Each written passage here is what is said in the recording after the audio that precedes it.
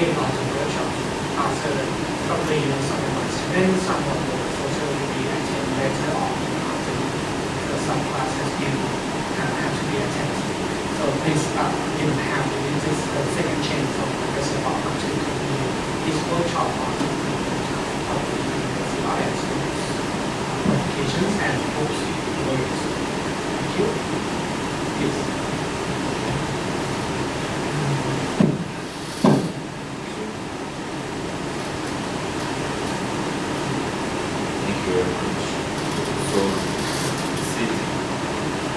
So according to the agenda, today I'm going to talk about the specific topics, and in my presentation I'm explaining about different papers that we publish in line with this topic. So today's topic is on green finance, energy security, and sustainable development. I think you are familiar with sustainable development goals of the United Nations and the importance of it. So this is the outline of my today presentation. I think it can cover the whole session in the morning. First, introduction. Why is green finance important? Secondly, challenges for development of green energy projects. Thirdly, institutional investors and long-term investment. And then I will talk about utilizing the spillover effect. I will talk about some solutions, community-based financing, and then development of green credit guarantee schemes, role of public financial institutions. Then I will talk about energy security, optimal portfolio allocation for SDGs and conclusion. So the objective of having this presentation is, first of all, talk about this important topic, green finance, sustainable development. Secondly, it is related to the yesterday issue that we discussed, which is how to select practical topics that be interesting for the journals and how to run papers related. So regarding the importance of this topic, it is clear as pollution have lots of environmental impacts present, and especially in this region that we are living in Asia Pacific. So presently 40% of the CO2 emission, 40% of the global CO2 emission is from this region, Asia Pacific, and 60% rest of the world. It is expected that in 2030, this will be increased to 48%. The presently share of Asia Pacific is 40%. However, in 2030, this will be increased to 48%. That from this 48%, 89% of this amount, which is 32.5 billion tons of CO2, would be emitted from China, India, Indonesia. And so it means that how serious is this issue, especially in our region. And the reason is that presently energy basket of this region is dominated by fossil fuels. As it is clear here in Asia Pacific, 88% of the total energy is coming from fossil fuels, and share of renewable energy, hydropower, as we see here, is almost 12%. So emissions are mainly coming from fossil fuel consumption. And you are familiar with SDGs. As I mentioned yesterday, if we want to make our research interesting, it is important to connect it to some topics which are in the mainstream of the current issue. SDGs are among those topics, and SDGs are covering almost everything from no poverty to gender equality, clean water, life below water, life under water, good health and well-being. So it will be interesting for the journals and also for the readers to connect your study to SDGs, to sustainable development. And this research is related directly and indirectly related to several SDGs. For example, green energy is directly related to SDG 7, affordable and clean energy, SDG 11, sustainable cities and communities, and indirectly related to climate action, good health and well-being, life below water, and life on land. So this is the reason that it shows that this topic, this research is important, and it is in line with the UN 2030 agenda and also Paris Agreement on climate change. So when we are talking about the importance of this topic, we need to provide some reasons, clear reasons for the reviewers and also for the editors of the journal. Then, regarding the importance of doing this research, because first of all, I explained that in this region, emissions, pollutions are serious, and majority of the, almost 40% of the CO2 emission is coming from this region. Secondly, I mentioned that it is related to reducing the emission level is in line with the SDGs, but why green finance is important? So, although all of us know, we all know about that, about the importance of development of renewable energy, such as solar, such as wind, hydro, and so on, because these type of energies do not produce any pollution.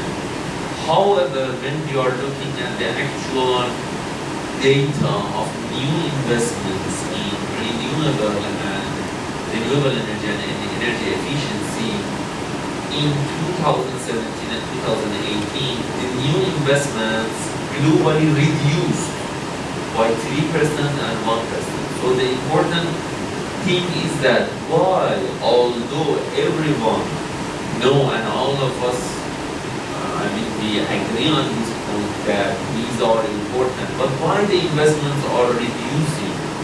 So this is an important question that needs to be answered. The question is that still there are several risks associated with this type of projects, because this type of projects are mainly high-techs, new technologies, so there are some sort of risk associated with it. So because of that, investors are not showing sufficient interest. They are still reluctant to invest. So this is the reason that we need to open a new file. It's called green finance or clean finance, green finance, such as, for example, through issuing green bonds, green banks, carbon pricing, carbon taxation. These are different tools and instruments of green finance. And this is a book that I edited jointly with Professor Jeffrey Sachs. Jeffrey Sachs, I think all of you know it.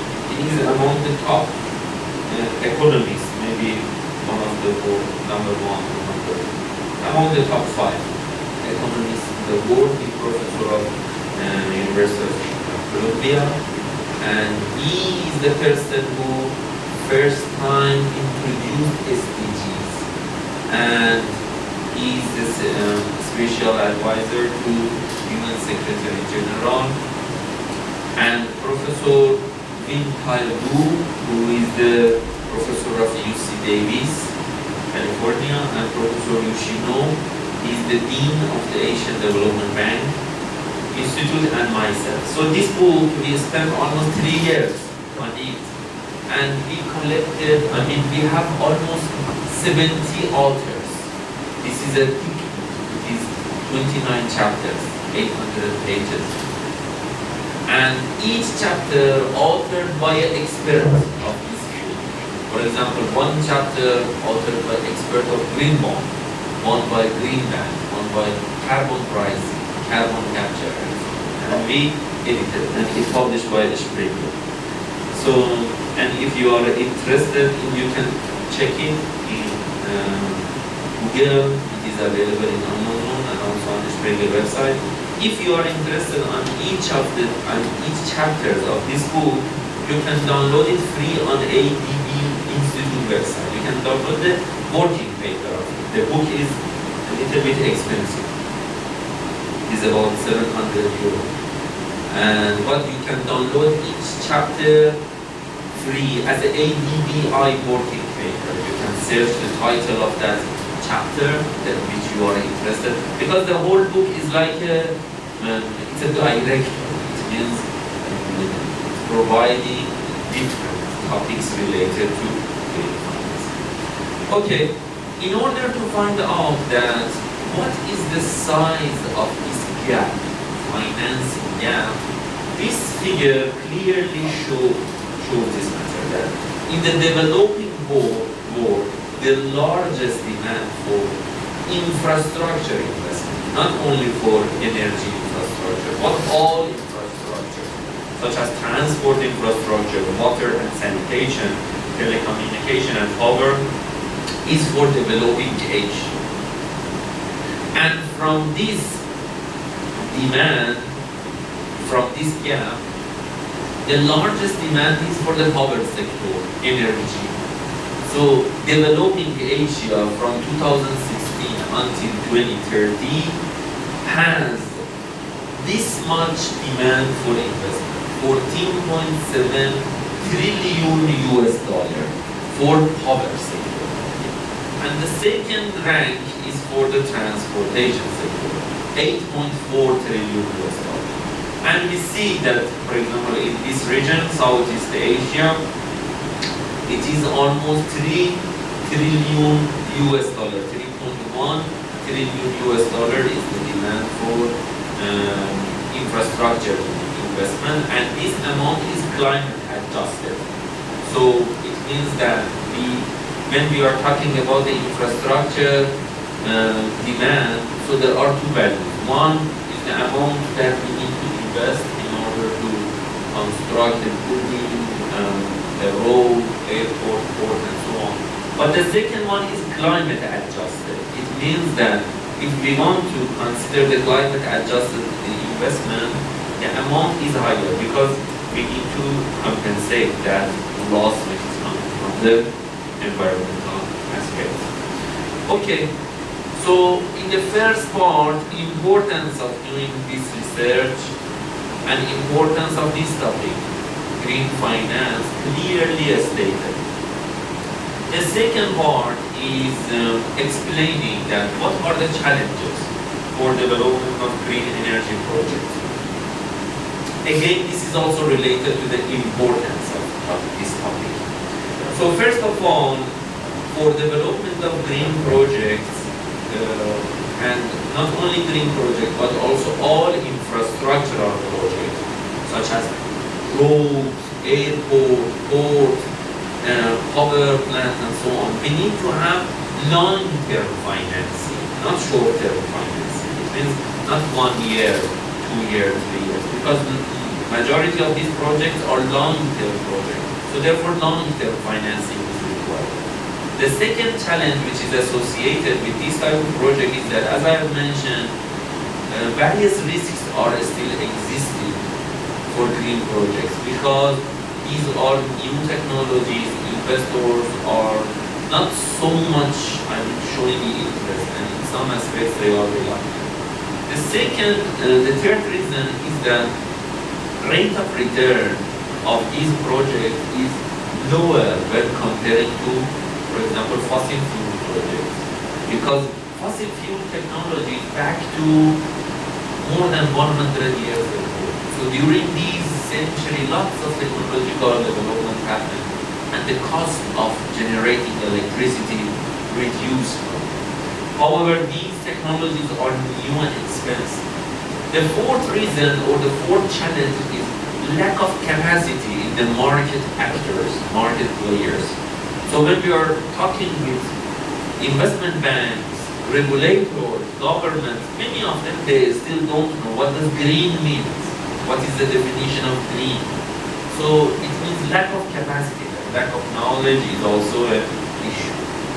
So let me define each of these challenges. The first challenge, as I have mentioned, is lack of long-term finance.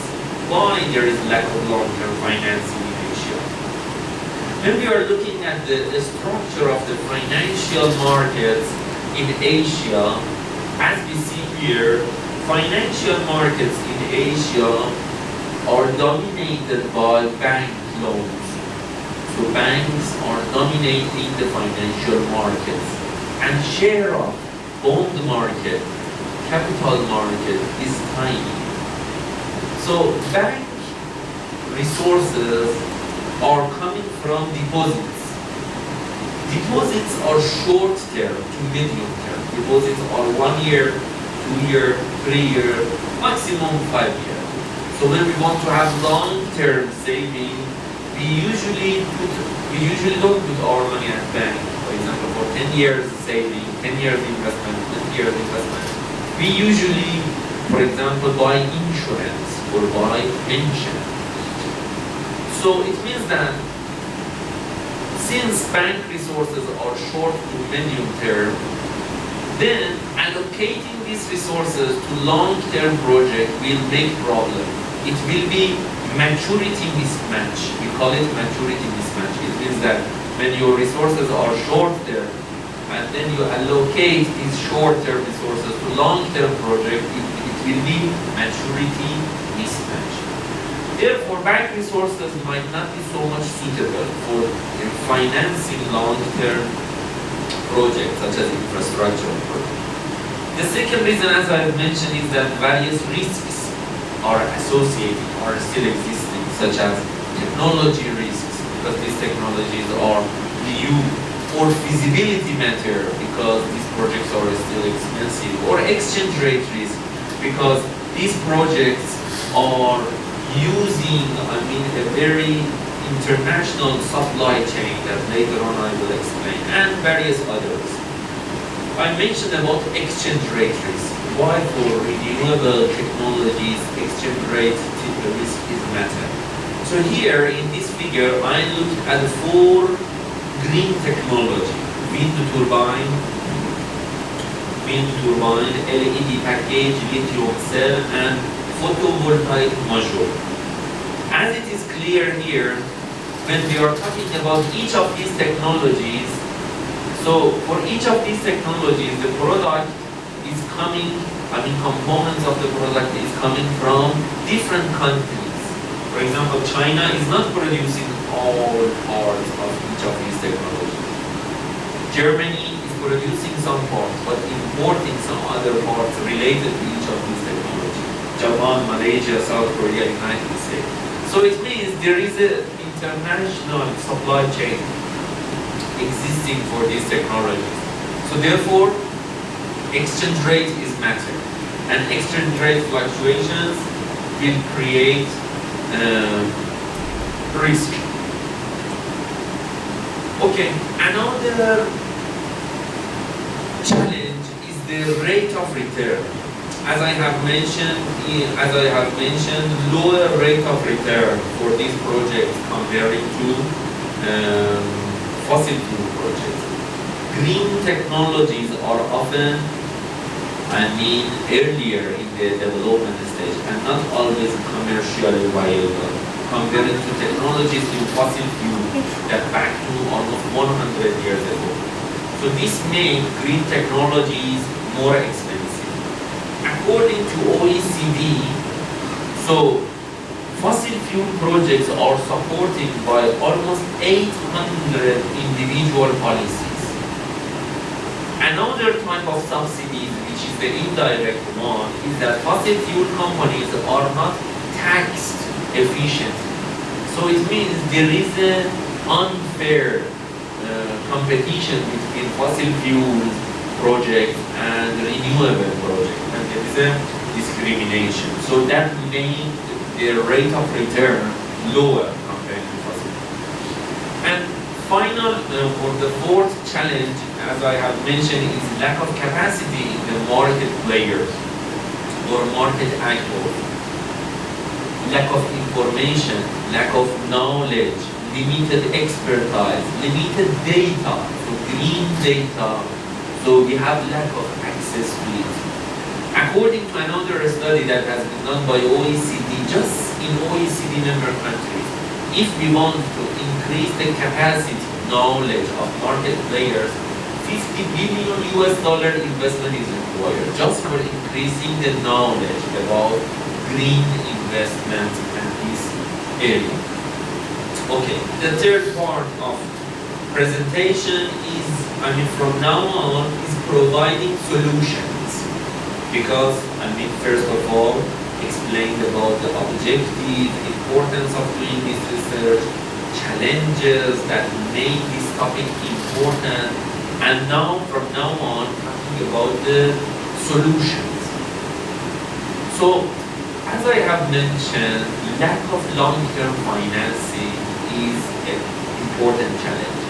One solution for solving this problem is to bring in institutional investors to this market. Institutional investors such as pension funds, insurance companies, these type of institutions are holding long-term money, 10 years money, 20 years, 40 years. So because of that, they could provide sufficient long-term finance. And just in OECD member countries, institutional investors are holding $100 trillion assets under management. So it means if only 1% be allocated for the green project, it can solve the problem.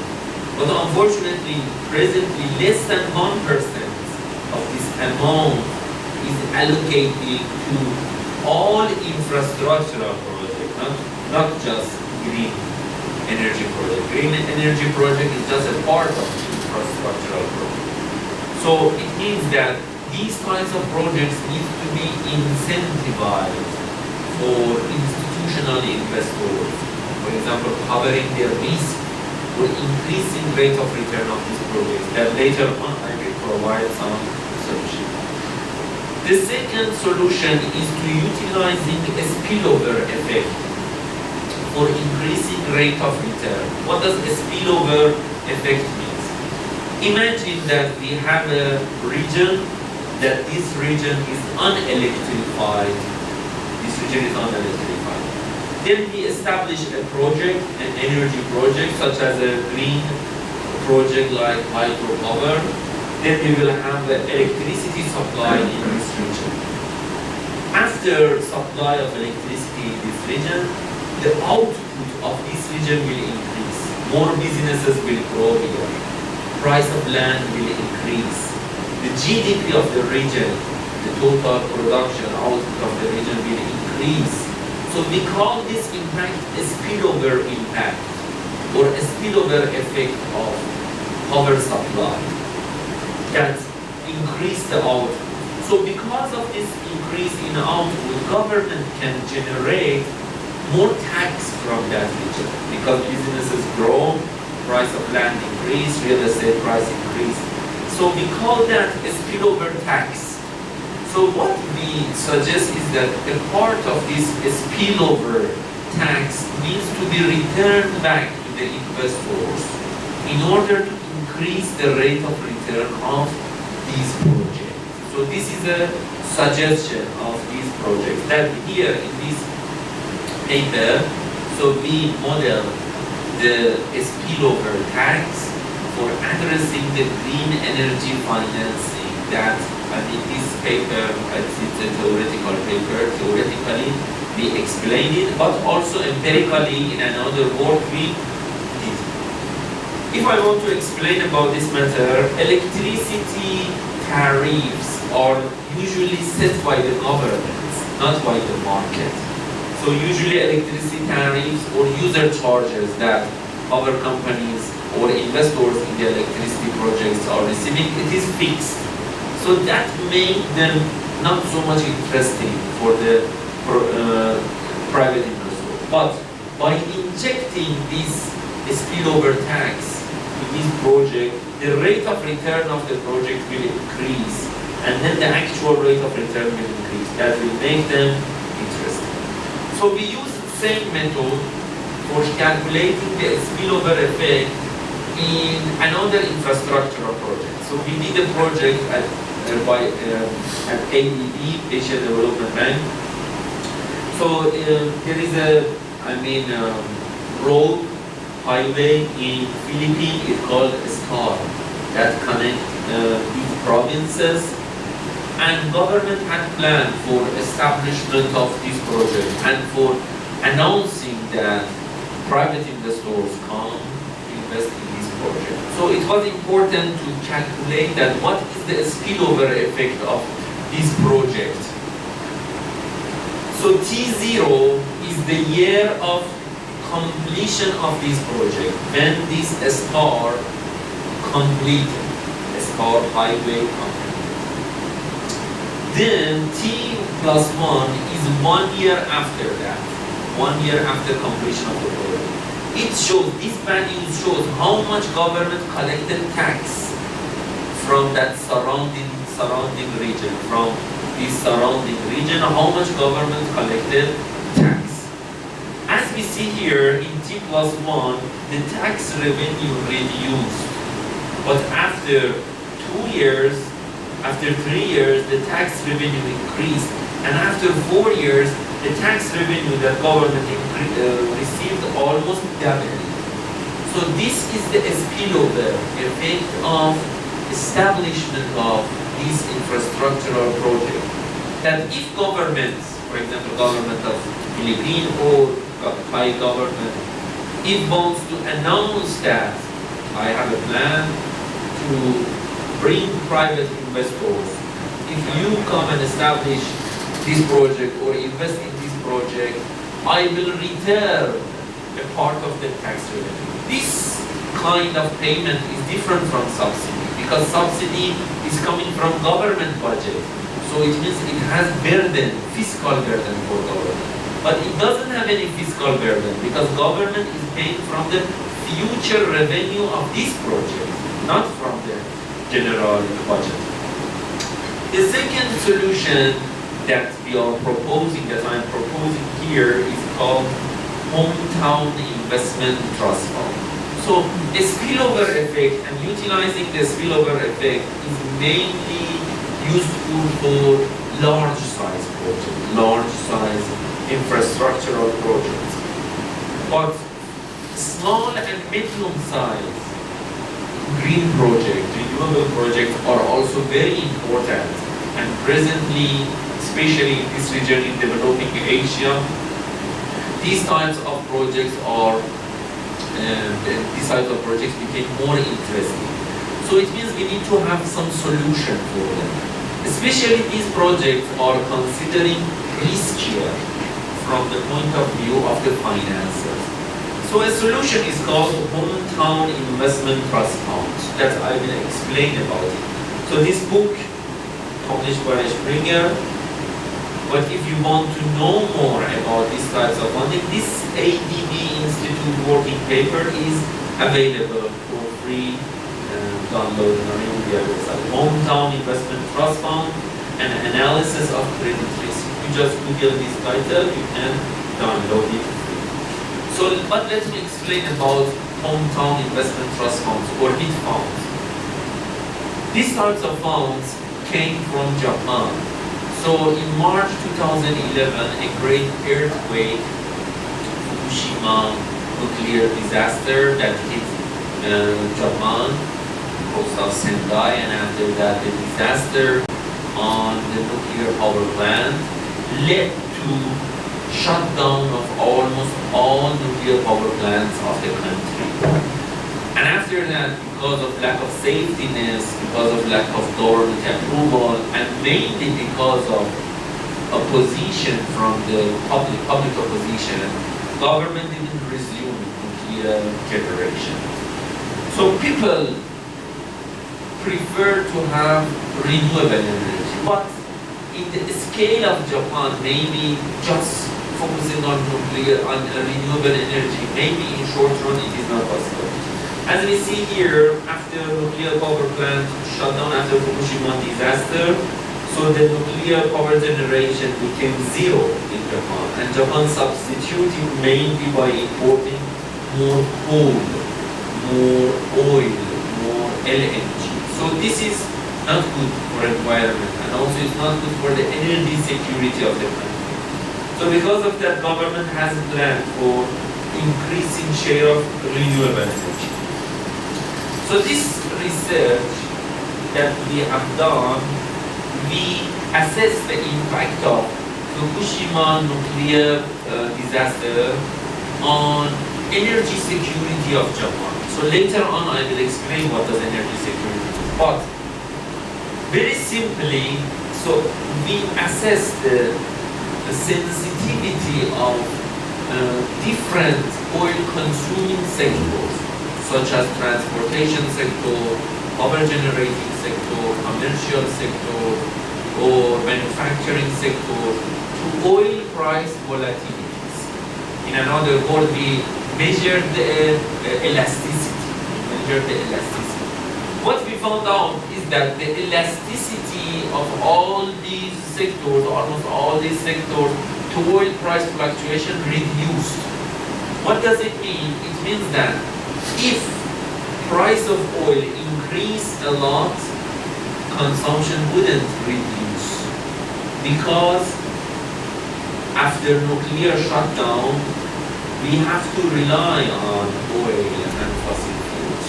So because there are no other alternatives. So this is very important. And as I have mentioned, this endangered the energy security in Japan, because it reduced the self-sufficiency of energy also.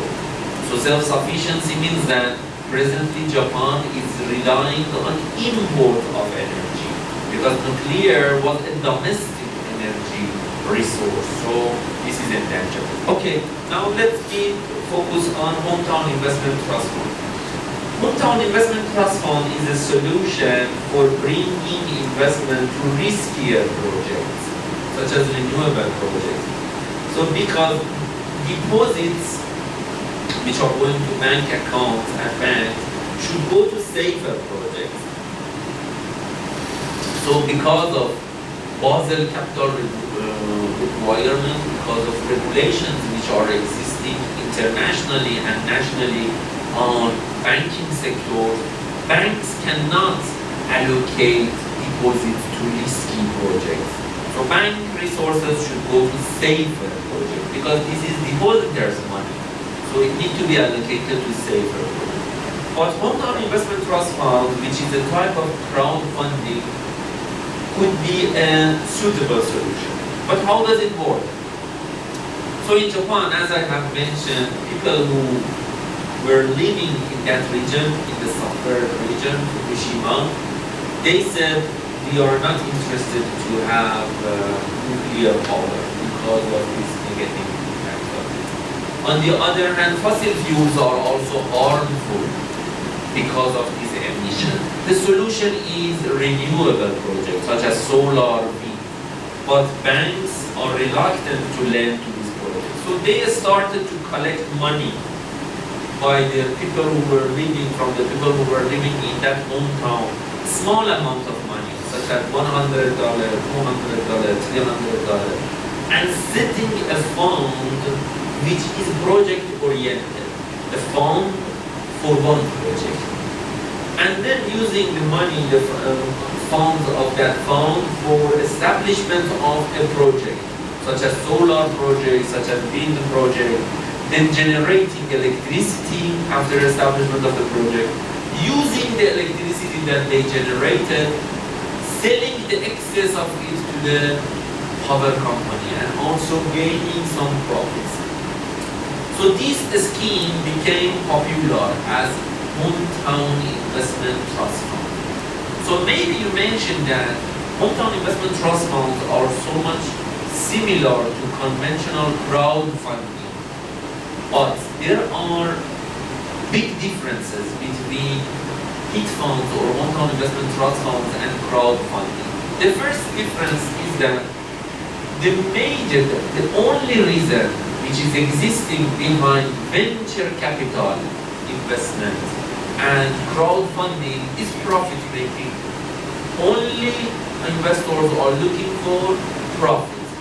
However, for the investors of the hometown investment trust fund, for example, for those people who were living in Fukushima and they put the money in that project, they were not seeking for profit. So the most important thing was to generate green energy, and sustainability of their region was very important for them. So I always mention that there is a warm feeling or sympathy behind this investment. Investors are not solely looking for profit. So this makes the differences, the reason behind the investment. And after Fukushima, hundreds of funds established in Japan for using same scheme for investment. For example, a company called Music Security, through establishment of 40 funds, they could establish solar panels, solar rooftops. Or another company called Secure Energy in Nagano Prefecture of Japan, by participation of 74 people, they could establish. Or 249 people participated in a wind project, and they could provide $2 million. So this scheme, after successfulness of in these types of projects, it became a national strategy in Japan. One office established under the Prime Minister Abe's office in order to use similar scheme to other risky sectors that banks are reluctant to lend. And in order to have this scheme in the national scale, so we need to have room, we need to have act. Although these types of funds are not guaranteed and these are risky, but it needs to be regulated. So according to a new rule, it's called Supervision and Regulation based on Instrument and Exchange Act of Japan, Financial Services Agency, which is the regulator and supervisor of the whole financial system, is supervising intermediate companies. But what are the intermediate companies? So the project by itself is not guaranteed, and government is not supervising project by project. But government gives license to some companies to act as intermediate companies. These intermediate companies' role is very important. For example, a project owner who wants to establish solar project, or a group of farmers who wants to expand their crops, they have plan for expansion and they are seeking for funds. They approach this intermediate company. They show their business plan, feasibility study of their project. They show background of themselves, their qualifications, all information. And then this intermediate company do the assessment whether this project is really credit worthy, whether these people are healthy and they are sound, and is it good to announce this project. And if it is approved by this intermediate company will post this information on the website of the company, and then will announce it to the public. For example, there is a project in northern Japan, establishment of 1 megawatt solar panels, or a project, for example, a farm, or a brewery, or a fishery, different types of projects. And then small amounts of investment, $100, $200. And different investors which are community, they approach to the website of these intermediate company and see full information of that project and the project owner and the expected return, and then put money, invest money, or donate money. For example, you go to the website and see that, oh, there is a, for example, agricultural project in northern Japan, and I'm interested in that region. I'm coming from that region, for example, and I have sympathy with that region. I want that region keep the sustainability, so I invest in that. Or you are coming from China, some part of China, you are interested in your hometown, and you put this money. So role of these intermediate companies is very important, because intermediate company is doing the assessment of the project. So in order to minimizing the risk and in order to minimizing the default, role of these intermediate companies is important. And government is only supervising these intermediate companies.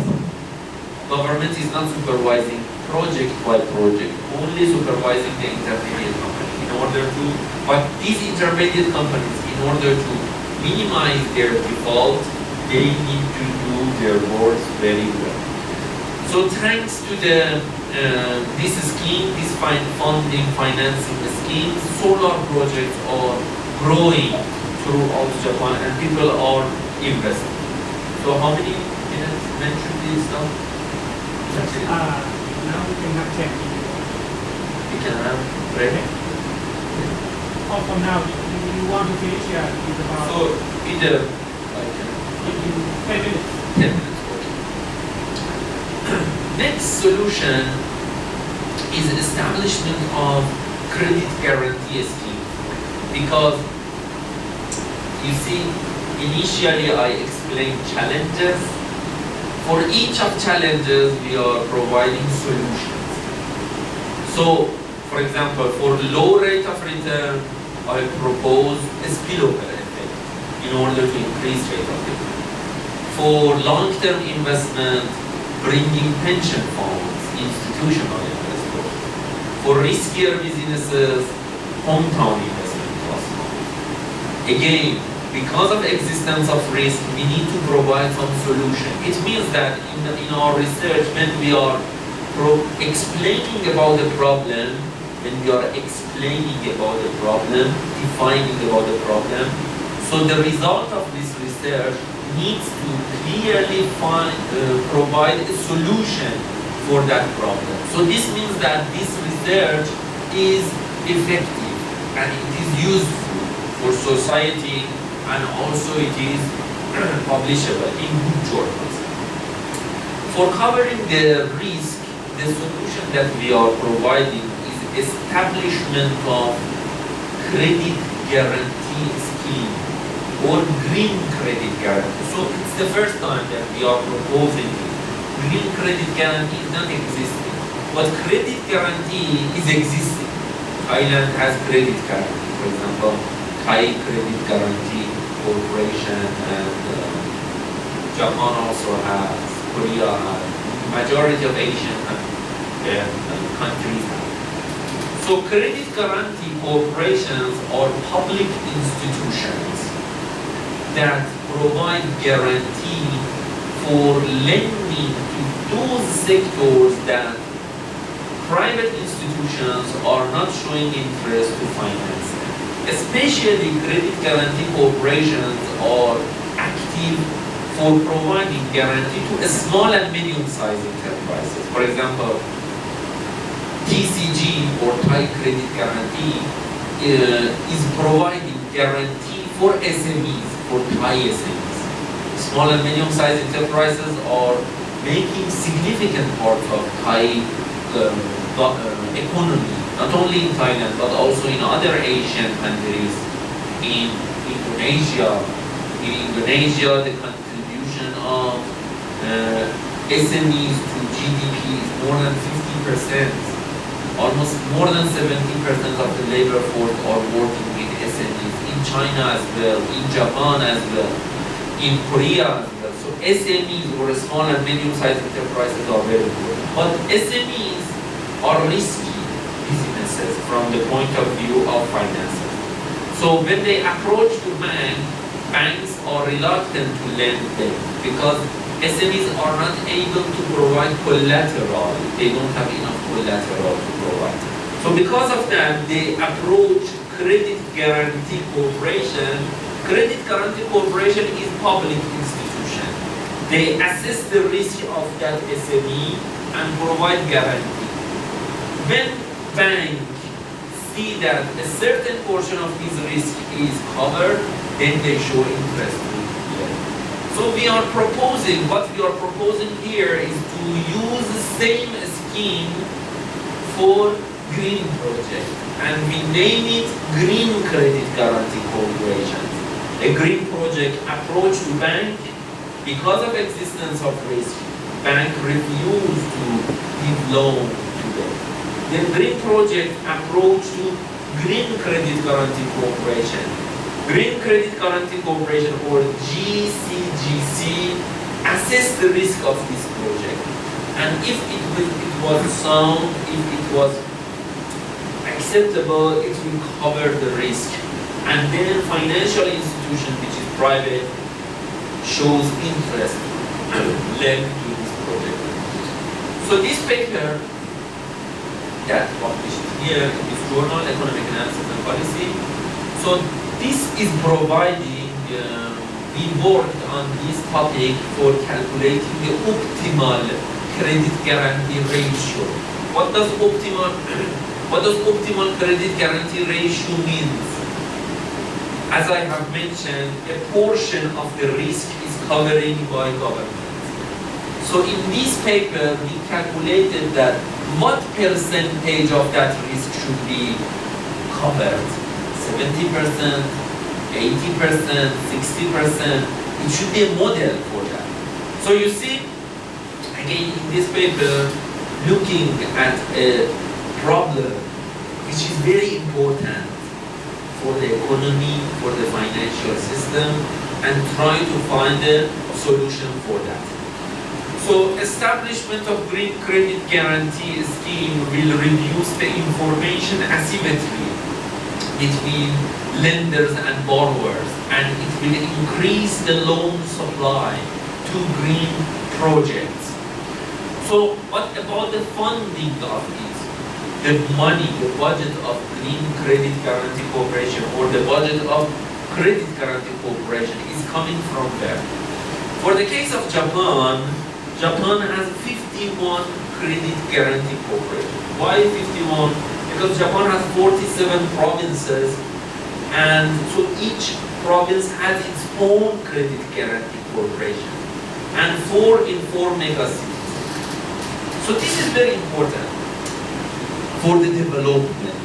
You see, when we are looking, if you travel to Japan, to different parts of Japan, you see that development is very equal. So in all parts of Japan, almost you see the same level of development. Not only in Tokyo, Osaka, Kyoto, but everywhere it is almost same. One important reason is coming from here, because the funding is not centralized only in Tokyo. So each province has its own credit guarantee corporation. Hokkaido Credit Guarantee Corporation, Tokyo Credit Guarantee Corporation, Kyushu, and so on. But in many, because of my missions at the Asian Development Bank, when I travel to different countries, I see that many developing countries, the funding is just central. For example, when you go to Kazakhstan, you see that development is only in 2 cities of Almaty and Astana. When you go outside of these cities, you see almost nothing. In Central Asian countries, this is a problem, that it's only in central or in capital you see development. Not only in Central Asia, but in many other parts of Asia, we see this problem. So an important solution is non-centralized financing scheme, and each province has its own. So the budget of Credit Guarantee Corporation is coming from the central government, from Ministry of Finance, and Ministry of Economic Trade and Industry. But as we see here, a part of budget is coming from local government. So in Japan, we pay two types of taxes. One is the federal tax that we pay to the central government, Ministry of Finance, and second part is local tax. I think in Thailand, I don't know if you have local tax, but maybe you pay some fee to municipalities or local tax. Which one do you have? Local tax you pay. So in some countries, local tax is existing. In some countries, we pay some fees to municipalities or to the local government. So as we see here, local governments are also contributing to CTC. This is very important. It means local governments are not only responsible for taking care of urban issues, making cities clean, waste management, and so on, but they are responsible for development, they are responsible for job creation, for funding credit guarantee corporations. So, credit guarantee corporations or green credit guarantee corporation that we are proposing, green credit guarantee corporation is not existing. We are proposing that credit guarantee corporations are existing. So it is good to establish another group, or within this scheme, we allocate a portion of this funding to green projects. But in order to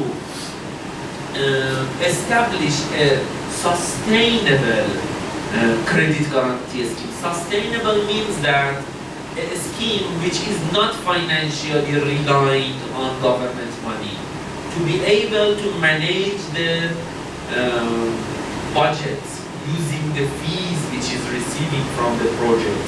The initial capital is coming from the government. But every year government shouldn't contribute. So it means not so much relying on it. So there are some points that need to be considered. For example, in the lender side, lenders are banks because government is covering the risk of the project, but ultimately banks are benefiting because banks are going to lend to this project or other financial institutions. So it means you as a bank, if you lend and if this project went into bankruptcy, I will cover the risk.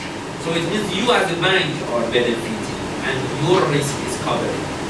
So important point is that what is the optimal credit guarantee ratio? How many percent of the bank lending need to be covered? 80%, 85%. In Japan, the coverage ratio is 80% for SMEs, not for green project. But in this paper that I showed here, we calculated the optimal guarantee. And what we found out is that the guarantee ratio shouldn't be same for all banks. It will be moral hazard. Because some banks are not managing their non-performing loans. Some banks are riskier. So we should give some incentive for those banks which are sound. For those banks that have higher level of credit worthiness. You are a good bank, so I give higher guarantee to you. You are a bad bank, risky banks, so I don't give any guarantee to you because I don't know how do you want to allocate these resources that I am giving to you. So that it be an incentive for that bad bank or risky bank to improve the quality. So this is an important issue. Secondly, credit guarantee corporations, in order to provide guarantee, is receiving some fee. This fee also need to be different. This fee also need to be different for each project. This fee also need to be depending on the risk of the project. If the project is not risky or the risk is low, I should charge it lower. If this project is very risky, I should charge a higher fee. Or if it is very risky, I shouldn't give any guarantee because that guarantee will be non-performing. So these these are important points that need to be considered. And in this paper that published in Finance Research Letters, it's the first time that we proposed green credit guarantee schemes, and we measured the optimal credit guarantee ratio for each group of lenders. Okay, so let's have a break, and then we will come back at what time, Professor? 15 minutes. 15 minutes. 10:45.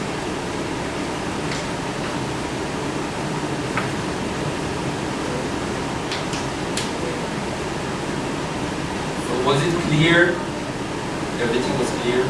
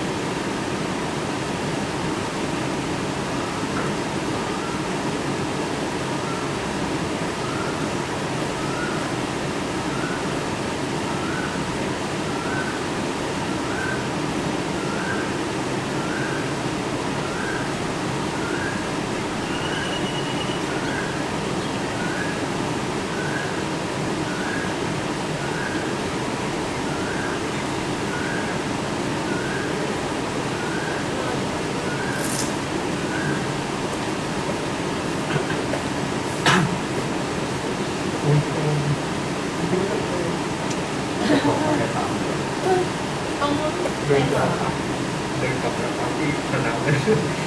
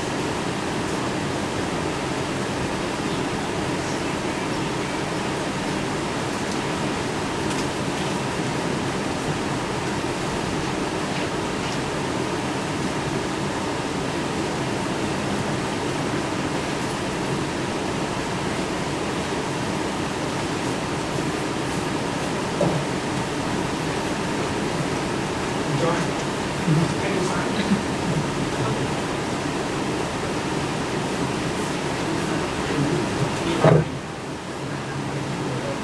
เอาแอดไลน์ชื่อว่า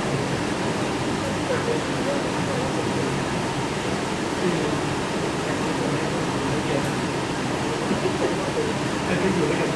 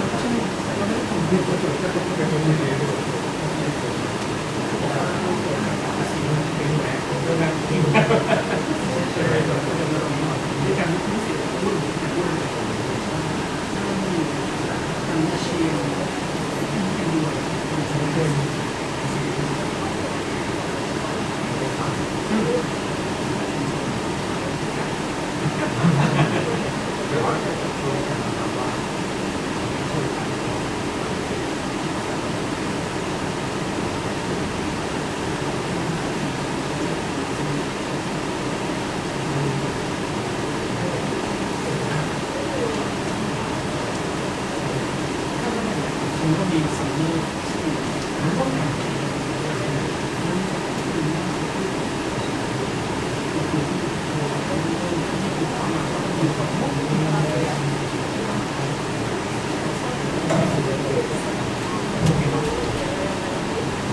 ยินดีครับขอบคุณครับท่านที่รับให้ผ่าน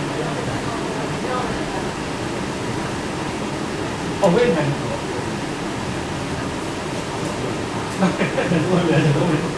โอเคครับแต่พูดครับ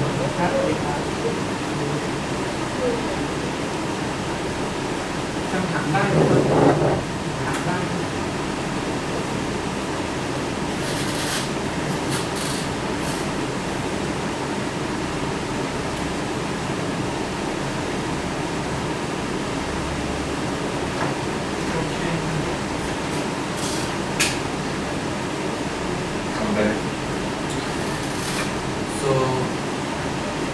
I explained about the Green Guarantee Scheme and Green Credit Guarantee. If you are interested, to know more about this topic, this paper is available that I showed. And these schemes, as I have mentioned, these are completely practical, and it is possible to apply them. So one case study that we applied these methods to that case is case of waste management. Waste management projects are also among the green projects, environmental related projects. And one problem which is existing for majority of the case waste management project is also lack of funding. Majority of waste management projects are relying on municipal budgets.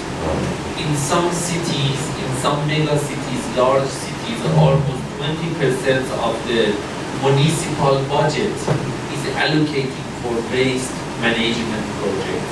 And private sector does not show sufficient interest for entering to waste management projects. First of all, because of lack of incentives. Secondly, low rate of return.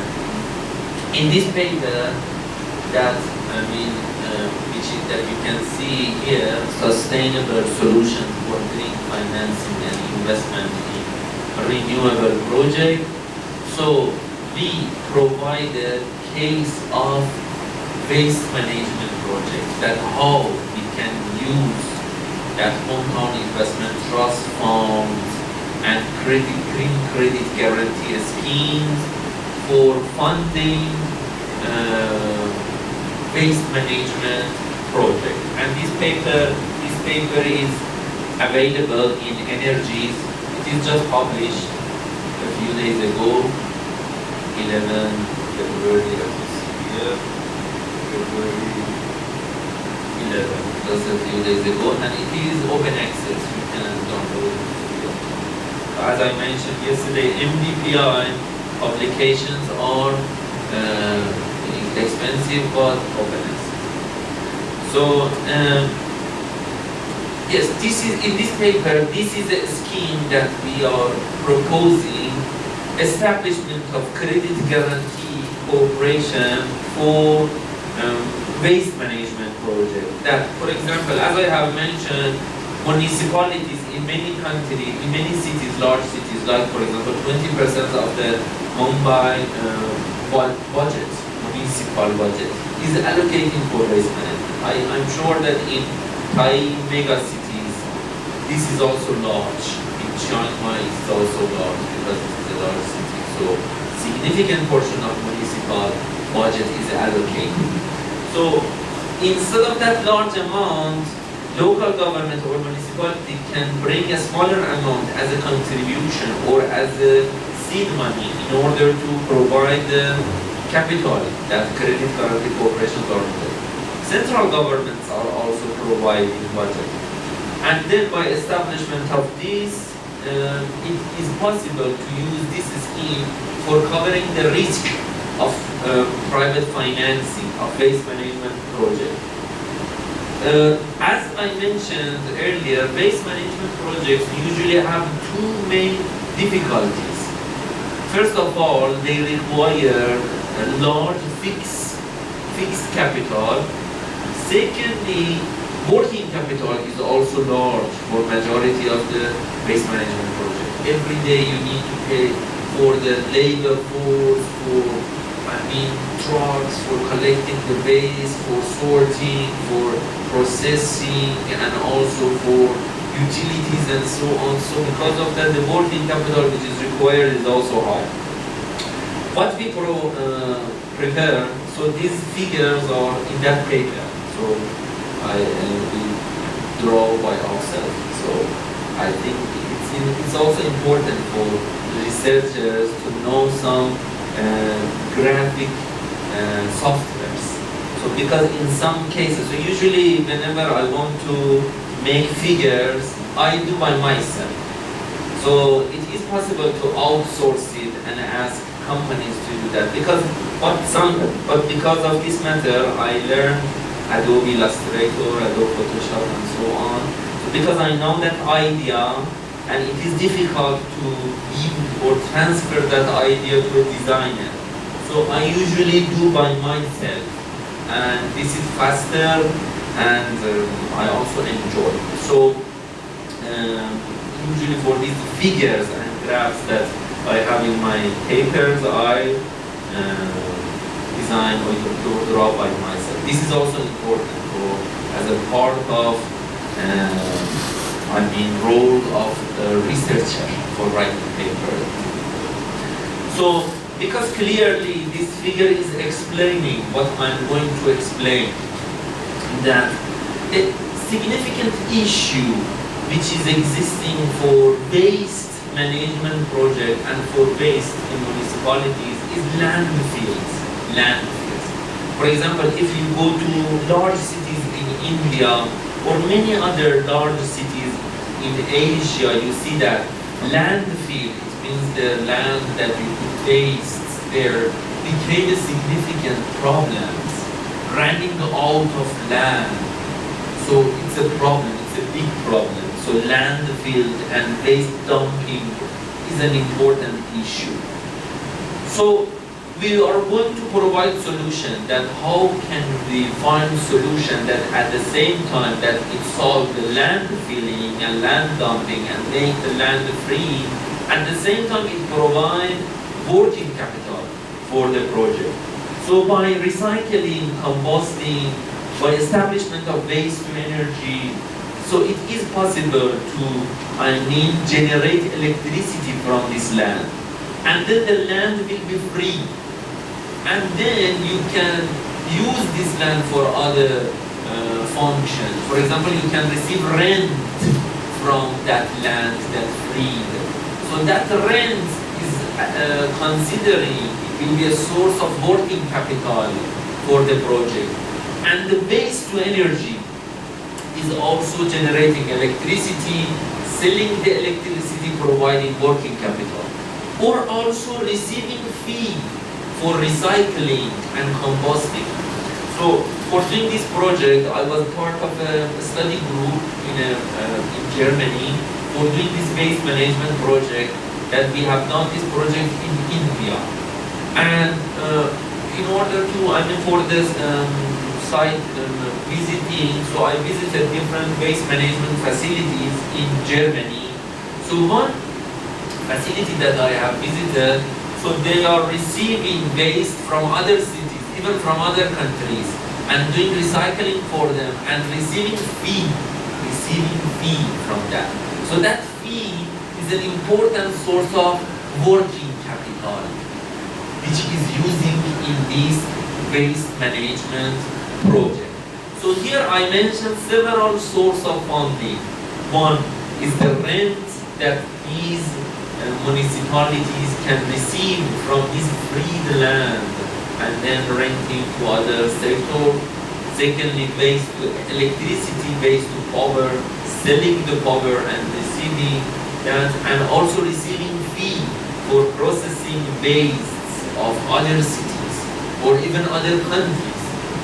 And then it will be this scheme which is a funding scheme for waste management as a whole.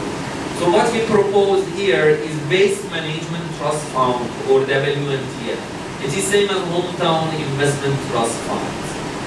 So from the left-hand side, because as I have mentioned, the challenge, the obstacle that waste management projects are having is difficulties in accessing to fixed capital and also working capital.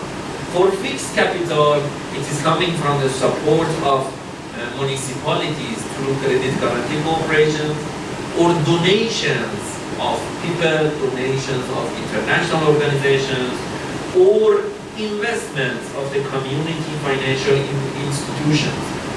So these are donations or government support, and what they receive is cleaner cities, because government is not seeking for profit. Government has some budget for this waste management, and government's role is to provide social services, and what receive is cleaner cities.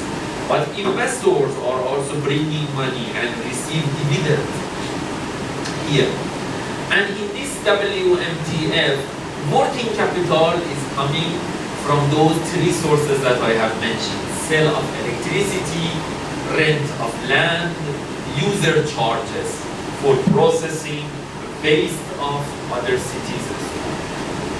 So this is a funding scheme that we propose, to that Indian municipality after we study, and also the output of it, the result of it, published in this journal. Next, another solution is role of public financial institutions, PFIs, in green finance. Public financial institutions in different countries they have significant role in green finance. For example, 5 PFIs of Europe, CDC of France, KfW of Germany, UKGIB of UK, EIB of European Union, and EBRD based in London, in the last 3 years provided 100 billion euros equity investment and financing for renewable energy and energy efficiency through different schemes. But although the role of public financial institutions is very important, but there are some points that need to be considered. First of all, whenever public financial institutions or PFIs are coming, PFIs need to provide long-term financing, not short-term.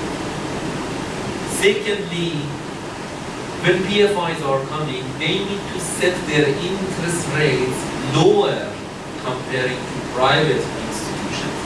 Private institutions, private banks are paying tax. Public financial institutions are not paying tax, or if they pay, not that much.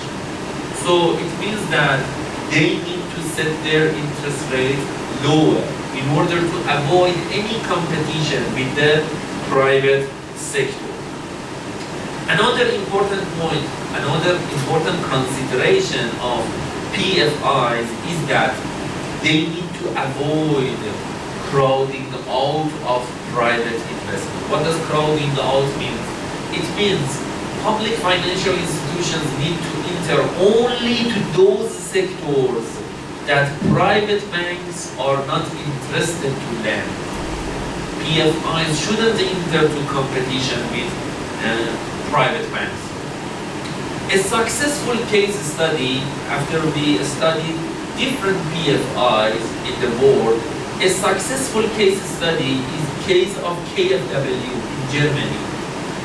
KfW is a public financial institution in Germany which is providing loans to those sectors that private sector is not interested in them, such as small and medium-sized enterprises, green project, and so on. But what made KfW successful case? What made it? The differences, especially we compare two cases. Case of KfW in Germany and JFC in Japan. JFC means Japan Finance Corporation. It is a public bank, Japanese governmental bank that provides lending to SMEs.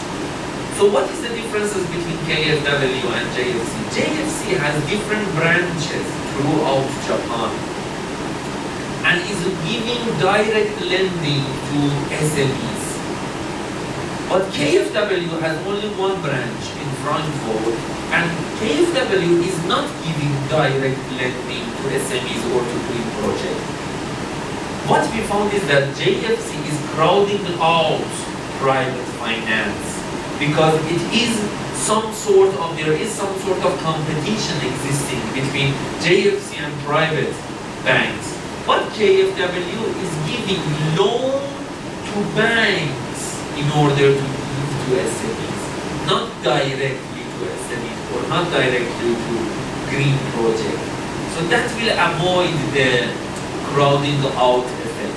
And we believe, if Thailand is going to establish these kinds of green financing institution, green financial institution, so experience of Germany in this case is very interesting. Similar to KfW. It means subsidizing private loans, not directly lending. But supervision is very important because for the case of KfW is supervising private banks whether they are really giving that loans to those sectors or whether you as a bank is receiving these subsidized loans from me, but you went and give loans to real estate sector or you are doing your own investment. It is very important to assess whether this money is going to the direct, to that place, the correct place of money. Another sector which is very important for PFIs to enter in the green sector is R&D, research and development of low carbon technologies. Because R&Ds are another sector that private sector is not so much interested to enter, but it is very important to reduce. It has very important role to reduce the cost of generating electricity from these kinds of technologies. So next, I would like to talk about energy security. So how much time do I have? What time? Just 11:30. So next is the energy security. that what is the energy security, how to measure it, why it is important. And I mean, in this presentation, I think I provided several points for research, many research topics that if you are interested, you can use these topics for research. And all of them are among the hot topics that I mean, journals are so much interested. So in the energy security, the reference of my talks is this book that I edited and it published in 2019, this year. So it's titled Achieving Energy Security Nation, Diversification, Integration and Policy. It's published by World Scientific. So I edited it jointly with Professor Yoshino, Dean of ADBI, Professor Yongwoo Chang of Singapore University of Social Science, and Dr. Rilo. He's the Deputy Secretary General of ASEAN. And so in this book, we, first of all, I mean, why we started to have this book? First of all, when we reviewed the literature, what we found was that majority of the studies in the energy security are qualitative works.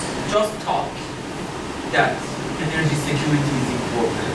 We should do this, we should do that. But just by talk, without number, we cannot set the targets. We cannot set the strategy. If governments say that energy security is important and we need to increase from what number to what number? So it means number is important. And we need to develop a method, a model for measuring the energy security.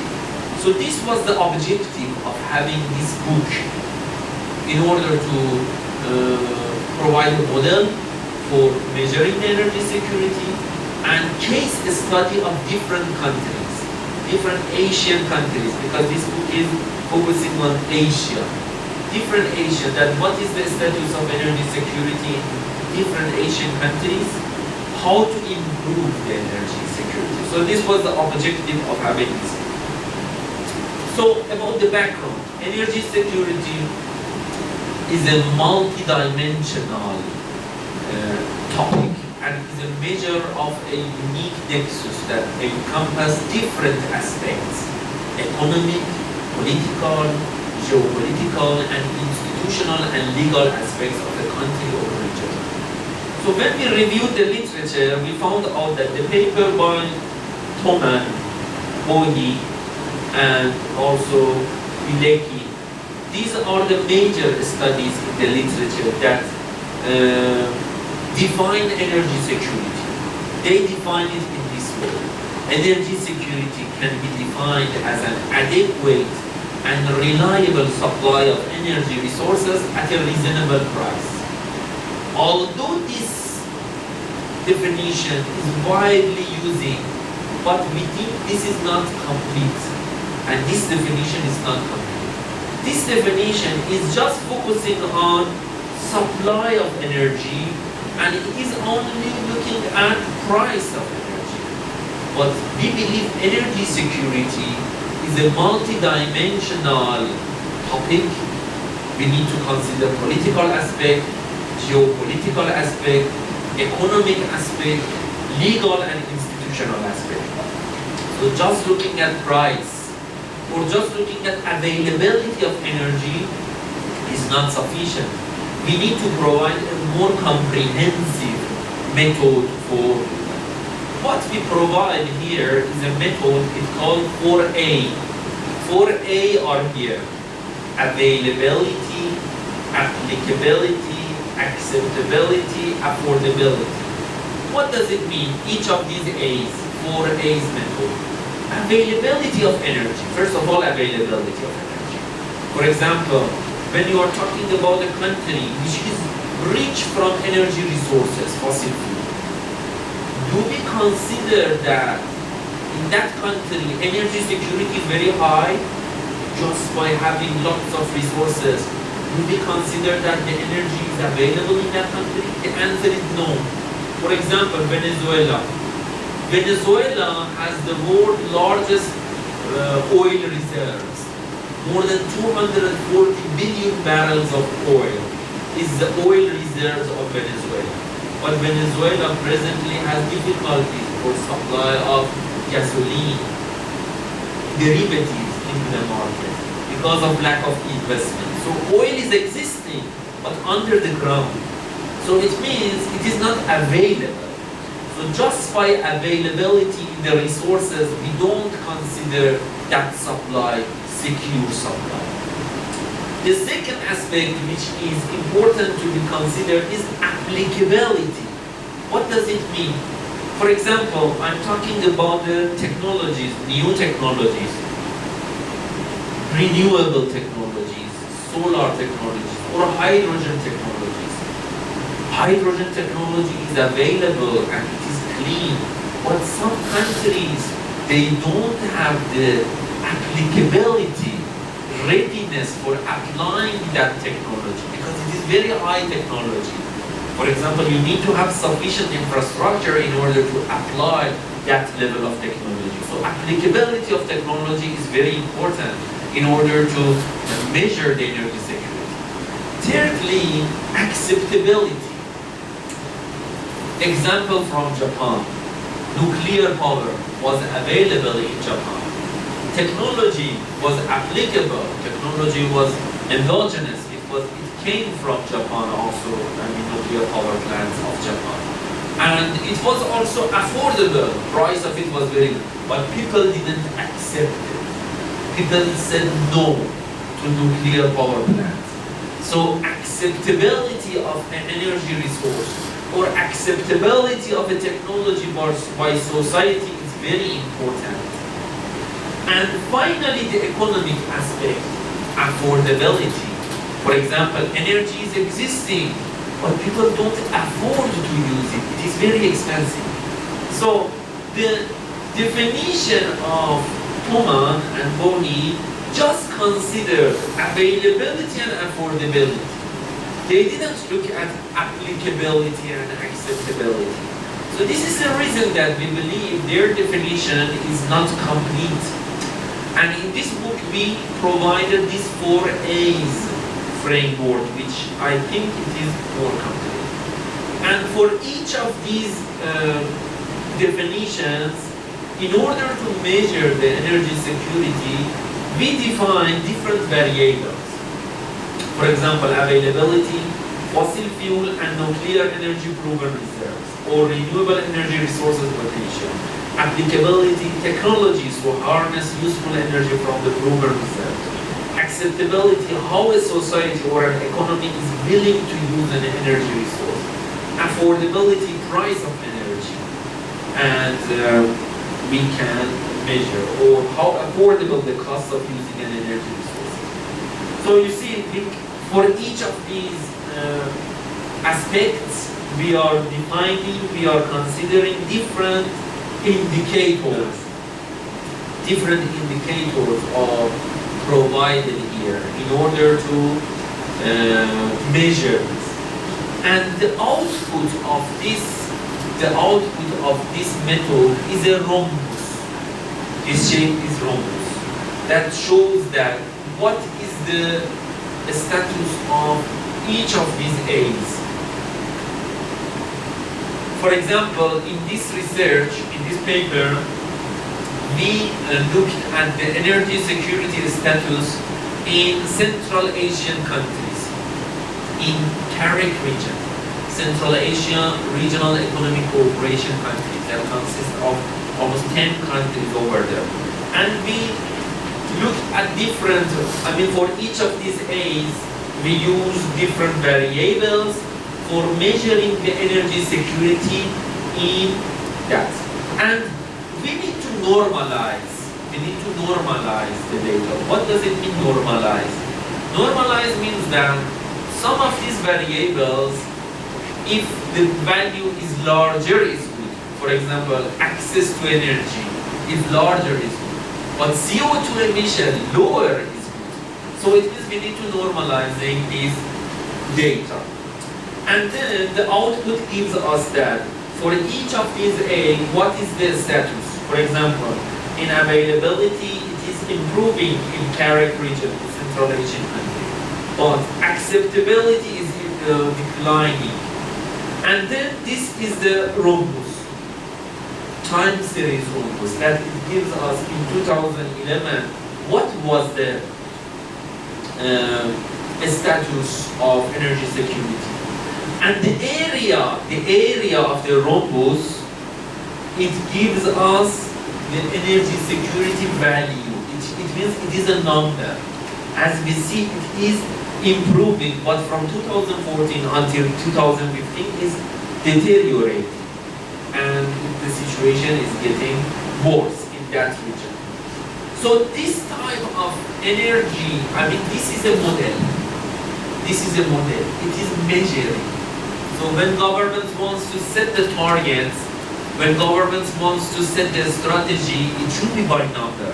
Otherwise, just by talk, that energy security is low, we need to increase, how to increase it. Now this is, and the energy security topic, I mean, if you are interested to work on it, it is very interesting because energy security is affecting other sectors.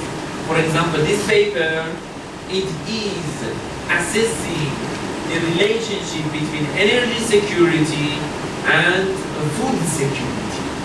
Because in food production, in agricultural production, in different stage of agricultural production, in the first stage, in the second stage, and in the final stage, which is commercialization, distribution, and so on, energy is required. So higher energy prices is affected. Or in another research that I have, it is under review now, it hasn't published. I work on energy security and health, impact of energy security on different diseases which are related. So this is also important. The final part of this presentation is on SDGs. Optimal portfolio selection for investment in SDGs. Sustainable Development Goals is clear, and you are familiar with these SDGs. SDGs are considering different factors, The important point is that SDGs are very general, or almost everything. But investments are limited. Financial resources are limited. So we need to have optimal portfolio allocation for investment in SDGs. Otherwise, if we don't have such a scheme, we will have distortion of investment. For example, this is the most recent report that published by UNESCAP. As we see here, for this region, Southeast Asia, ASEAN, for some of the SDGs, it was progress. For example, for no poverty, affordable and clean energy, industry, innovation and infrastructure, it was progress. But in some of them, like climate action, peace, justice, and a strong institution, or required inequalities, reduce inequalities, so it was regress. So it means if we don't prioritize and if we don't have a model for optimal investment, investment will distort. Some SDGs will grow, some SDGs the situation will be worse. And why it is coming? The reason is that traditionally, investment or financing was based on two things: risk and rate of return. It means the investors, and this is a basic of finance. Investors are looking at two factors: rate of return and risk. If rate of return is higher and the risk is lower, definitely we will look for that investment. But by introducing SDG, another factor is coming. It means rate of return, risk, and SDG. So it means when you as an investor which is caring about social matters, about environment, and caring about this matter, not only you as an investor, but many investors in your company, many shareholders, they are now caring about these issues. So they are expecting you to look at SDG. So presently, the figure, that the investment portfolio, it was like this. Investment was based on rate of return and risk.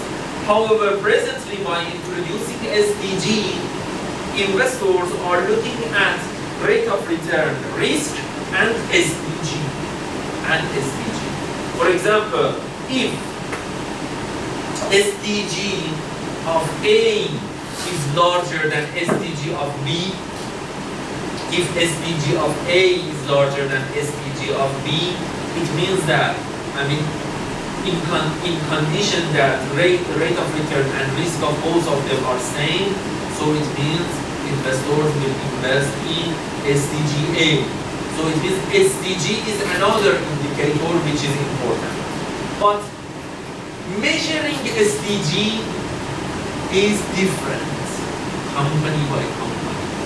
There is no single model for measuring SDG. And usually each company or each investor, each institutional investor is following the model of the consulting company which is providing services to this institutional investor. In this research, this paper is also under review. So in this research, we looked at the definition of SDG in 3 different consulting companies. The first one is KPMG, one of the world's largest consulting companies. KPMG introduced SDG industry matrix. That in the measuring of the SDG, KPMG is looking at 4 points: demographics, income growth, technology, sharing culture, and collaboration. It's looking at these 4 factors.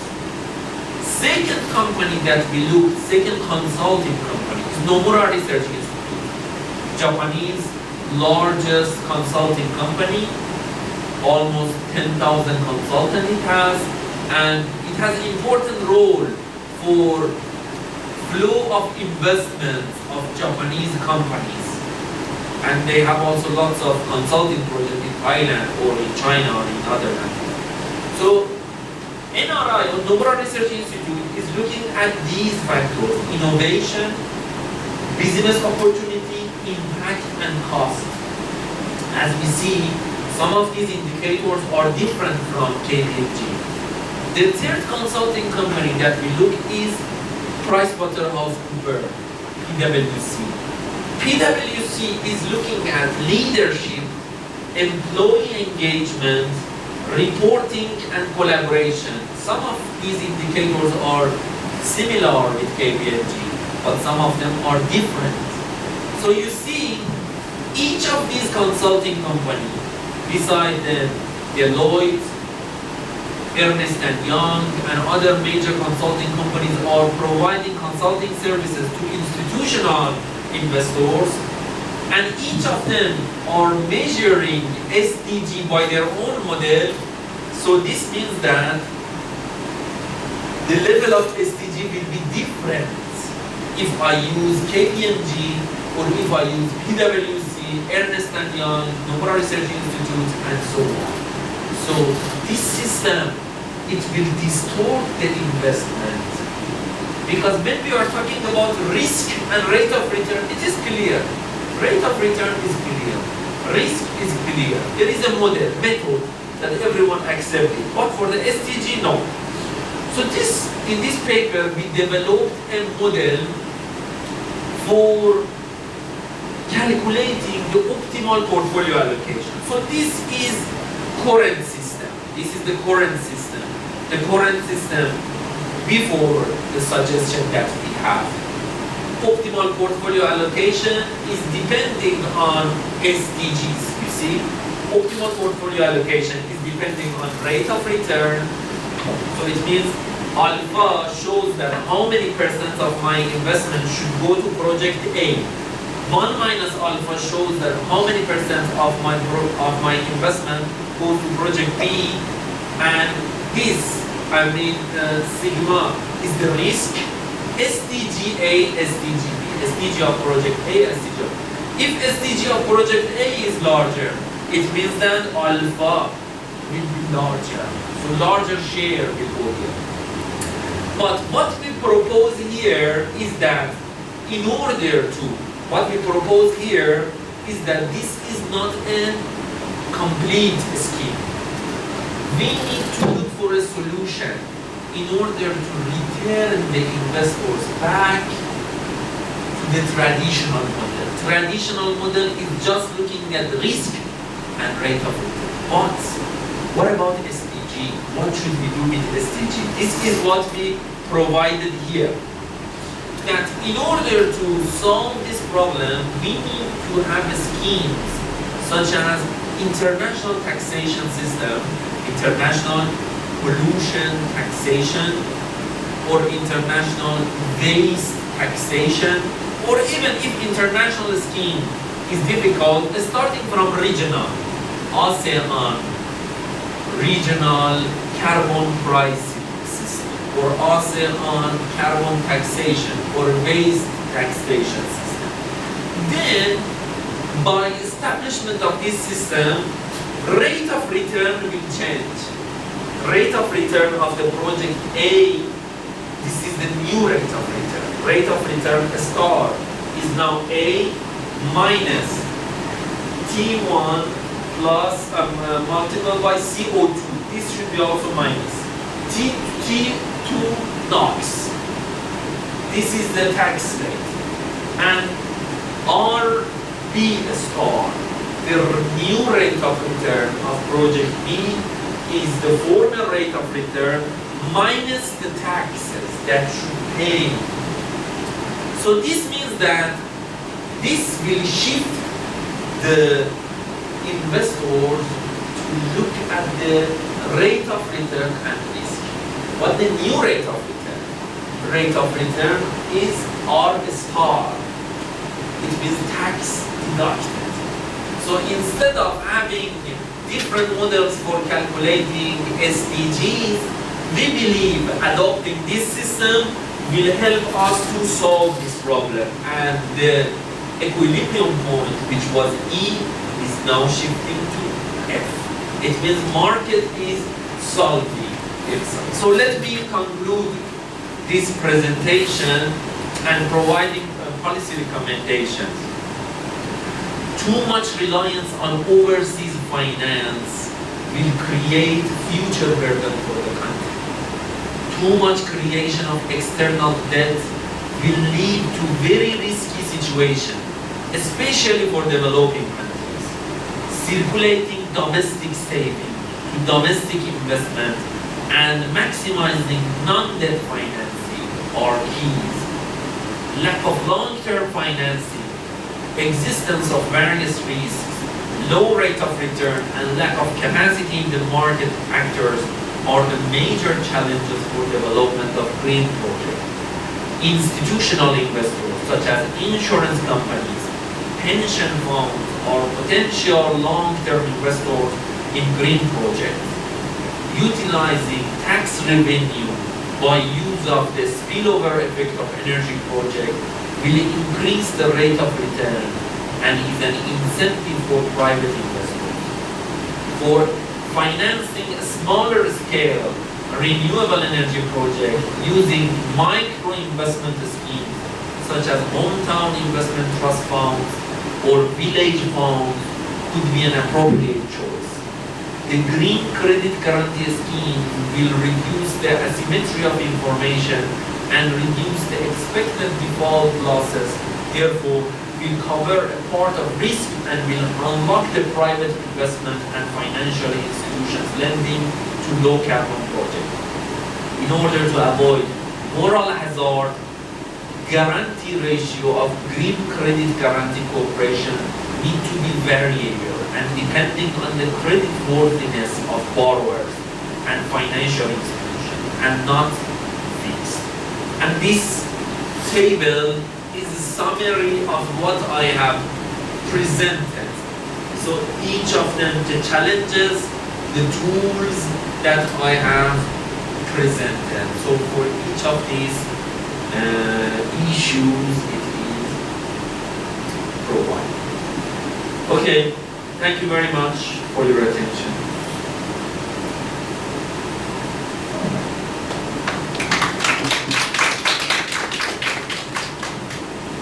Have to follow for today. Okay. So everyone will be mind to give a few minutes and after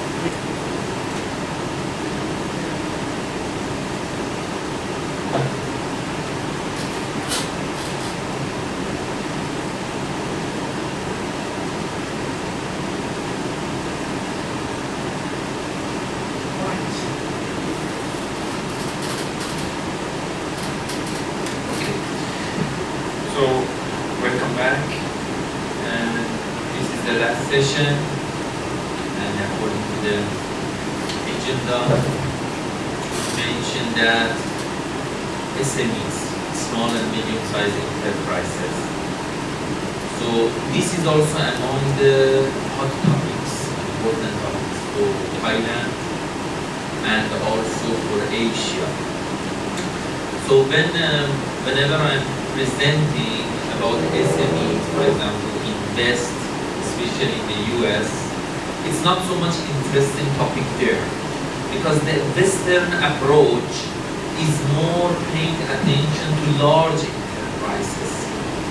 But the Eastern approach or Asian approach is paying attention to small businesses. So it means if we want to have a healthy economy, or small businesses need to work well, then all these companies, small companies which are in the supply chain of large enterprises, they feel good and the whole economy will find a good situation. So today I want to focus more on the financing side of it, as SMEs have difficulties in accessing finance, so providing some solutions in order to help to unlock the private sector's investment in small and medium-sized enterprises. As it is clear from the title, role of credit risk database and credit risk assessment in easing SMEs and startups access to finance. So this is the outline of my presentation. First, briefly showing the status of SMEs in Asia, then discussing about the difficulties of SMEs in accessing to finance, what is the role of credit risk database in easing SMEs access to finance, role of credit risk assessment in easing SMEs access to finance, then fintech, SME and startup finance, and finally conclusion and policy implementation. Reference of my talk in this presentation is this book that last year, 2019, we published. So it's titled Unlocking SME Finance in Asia, Role of Credit Rating and Credit Guarantee. So it was a joint project of Asian Development Bank and OECD. And so it published by Routledge in London.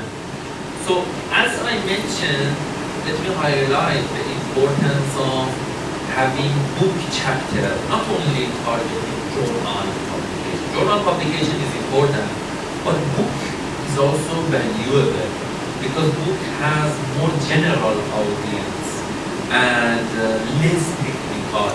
So it is very important in order to have impact, in order to spread our studies and our works, writing books or writing book chapters, especially those kinds of books that published by prestigious and international publishers that will help us to increase impact of our works. Policymakers, scholars, researchers will read the book. But many policymakers not necessarily read journal papers. So, but book is more interesting for them. So in this book, the book has two parts, thematic chapters and country case studies. In the thematic chapters, we explained about role of credit risk database, credit rating, and credit guarantee schemes in unlocking the SMEs accessing to finance. And the second section of the book is providing case studies, case of different countries. What is the status of SMEs in each country? What is the financing status? And what are the suggestions in order to fill the financing gap? So the first part, the status of SMEs. So SMEs are dominating Asian economies. So when we are looking at different indicators of output, such as GDP, GVA or MVA, GMP and so on, we see that share of SMEs are significant. For example, here I highlighted Thailand. As we see, share of SMEs in Thai export is almost 26%. Contribution of SMEs to Thai economy, which means to Thai GDP, here GDP is the case, is almost 40%. So in other Asian economies, we have some countries like China, PRC, 60% is share of SME, or Indonesia, share of SMEs in GDP is also 60%. So as we see in most Asian countries, share of SMEs is significant, and SMEs are very important. Even when we are talking about developed Asia, like Japan, so maybe we think that Japanese economy made by Toyota, Mitsubishi, Panasonic, and these large enterprises. But even in Japan, more than 50% of GDP is coming from SMEs activity. And almost 70% of the labor force are working in small and medium-sized enterprises in SMEs. So SMEs are important, not only for developing Asia, but also for developed Asia. Contribution of SMEs is not just for output and export, but also for job creation. They have significant role in job creation. Again, here I highlighted Thailand. As we see here, share of SMEs in employment in Thailand is more than 80%. So this also shows that how much SMEs are important. But SMEs have lots of difficulties in financing, in accessing to financing. So in order to find out what are the reasons behind their difficulties, let's look at the financial system of Asia. As we see here, in most Asian economies, including in Thailand, financial markets are dominated by banks. I mentioned in previous slides, in previous presentation, that capital market is not well developed comparing to the financial market. So banks are the major source of money. So this is a study that periodically done by Bank of Japan. This study is called Tankan. So it is something like the doing business survey of the World Bank. Each quarter, Bank of Japan or Central Bank of Japan approach sample of enterprises, large enterprises and SMEs, and ask them different questions. A group of questions that they are asking, central bankers are asking, is related to funding aspects, on the financing. For example, asking the enterprise, do you have difficulty in accessing to money? Yes or no, I don't. So when the line is above the horizontal line, it means the company has difficulty in accessing to money. Thick line shows, or the constant line shows large enterprises. Thin line shows small businesses. Dashed line is the medium-sized enterprises. As we see here, in majority of the this period from 1974 until the most recent, large enterprises are above SMEs. When they are above SMEs, it means the situation is more accommodating for large enterprises. And when they are below the horizontal line, it means the situation is severe in accessing to finance. So this survey tells us that large enterprises, by average, they have less difficulties in accessing to finance, and SMEs mainly suffering and tackling with different difficulties in accessing to finance. This figure shows the bank lending to SMEs. It means how many percent of the bank loans are going to SMEs. So as I showed previously, in some countries like, for example, Indonesia, share of SME in GDP is 60%. So if we want to have fair allocation of funds, 60% of loans should go to SME. But when we are looking at, for example, Indonesia, as we see here in Indonesia, only 20% of bank loans are going to SMEs. Or in Thailand, almost 35% of bank loans. In Korea, the situation is better. In China, almost 30%. And average of Asia is 21%. So although share of SMEs in Asian economies is much larger than 20%, it's more than 40%, but only 20% of bank loans is going to SMEs. So this means the situation is not fair. But what are the reasons? So this is another book that we have, SMEs in Developing Asia. So you can download this book free of charge on ADBI website if you are interested in SMEs and not only the financing side, but trade, doing business, different aspects of SMEs. If you are interested, you can download this. And these two chapters I co-authored. So this is talking about the role of credit risk database and credit guarantee. That I'm going to explain about it. That what does credit risk database is. So why SMEs have difficulties in accessing to finance? Because up to now, I explained about the situation. SMEs are important, but they are not receiving enough loans. So it means there is a gap in their finance. Why?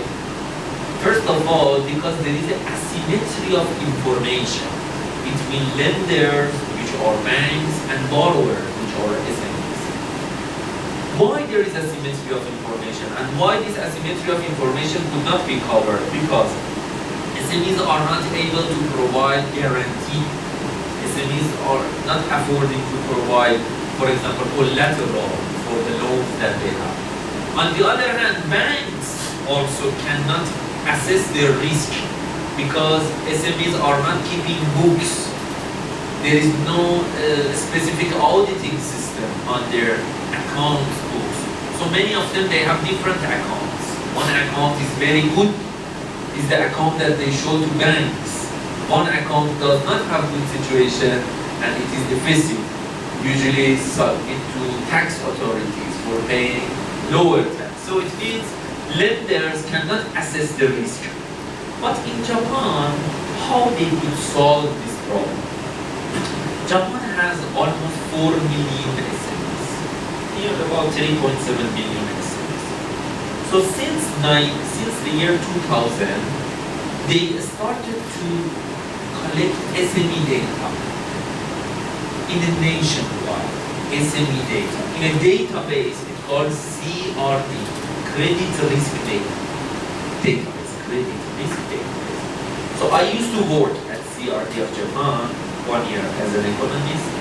So in CRD, they collect SME data from this almost 4 million SME. Presently, 2 million SMEs, the data is accumulated at CRD. 2 million SME, and for each SME, almost 100 variables. The data is accumulated here. But how do they collect the data and how do they rely on this data that is collected?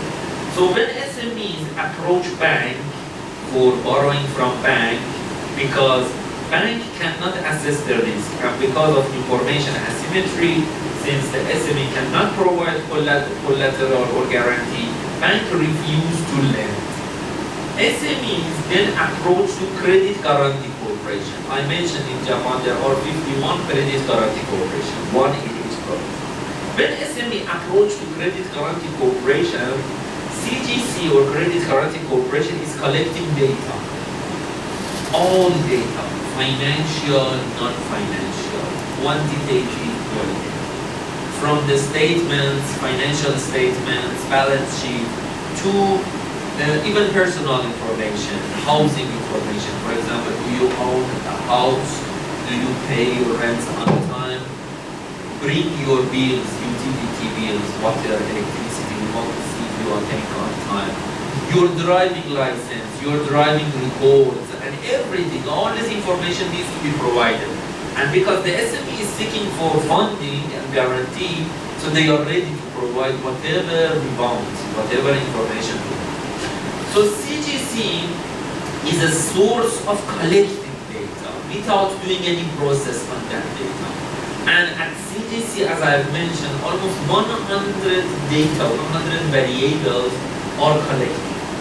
Then CGC transferred this data to CRD. CRD is acting as a credit rating company for SMEs. So you are familiar with credit rating companies like S&P, Moody's, Fitch, and these are the large credit rating companies that they do credit rating of large enterprises. But CRD is a specialized credit rating agency or credit scoring agency for SMEs.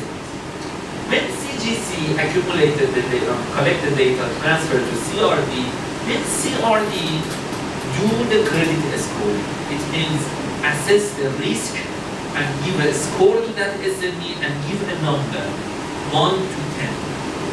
So if it is very risky, it receives a score of 1.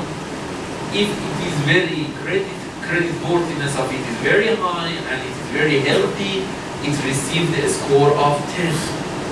And depending on the score that CRD will give to each SME, CGC will charge the SMEs because CGC wants to receive guarantee. First, the data is collected, the data is accumulated here, the data is assessed, risk is assessed, and credit score is clear. Then depending on the score, which will be announced to CGC, SME is charged. So if the risk is high and the score is low, then the SME should pay higher fee. If the risk is low and the score is high, the SME should pay lower fee. So it means we shouldn't charge all SMEs same fee. It will be moral hazard. Depending on the risk, the fee should be depending on the risk. And when the CGC receive the fee, then is providing guarantee. In Japan, the guarantee ratio is same, 80%. So 80% of the bank lendings to SMEs is guaranteed by government, 80%. So, and then when banks see that 80% of their risk is covered by government, which is CGC, they show more interest to lend to SME because they no need to take risk, it's only 20% risk. And for that 20%, maybe they ask for collateral, or maybe they do assessment by themselves. So this scheme is very successful in Japan. And thanks to this scheme, SMEs, they have better situation for accessing to finance. We call this scheme credit guarantee scheme.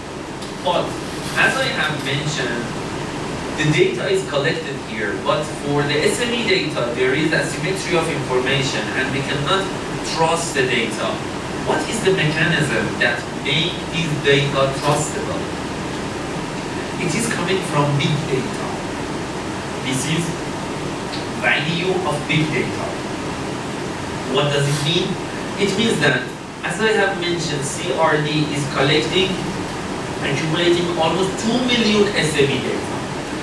So for each sector, each business sector, for each location, for example, Chiang Mai, north part of Chiang Mai restaurants, there are thousands of restaurants or hundreds of restaurants. Then one SME that approach CGC and provide the data, because CGC has access to this big data, can compare the data with that big data of the sector.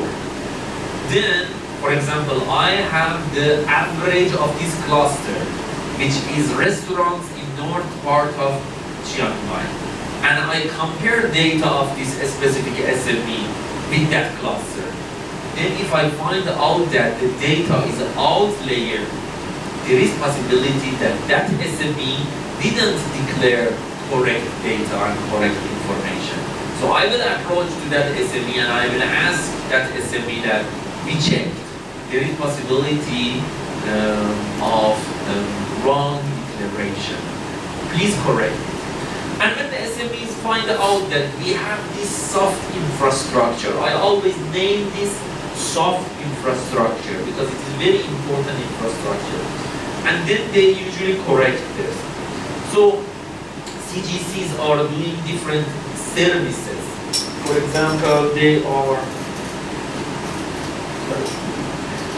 are receiving the data, they do data cleansing, they group the data, they do clustering, and they provide these services to their members.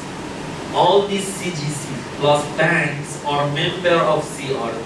It means they can access to this data and they can use that data. But the data is anonymous.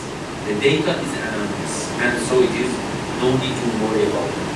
But another question is that whether having such nationwide credit risk database, is it enough for each bank also need to have their own credit bureau or credit risk analysis section?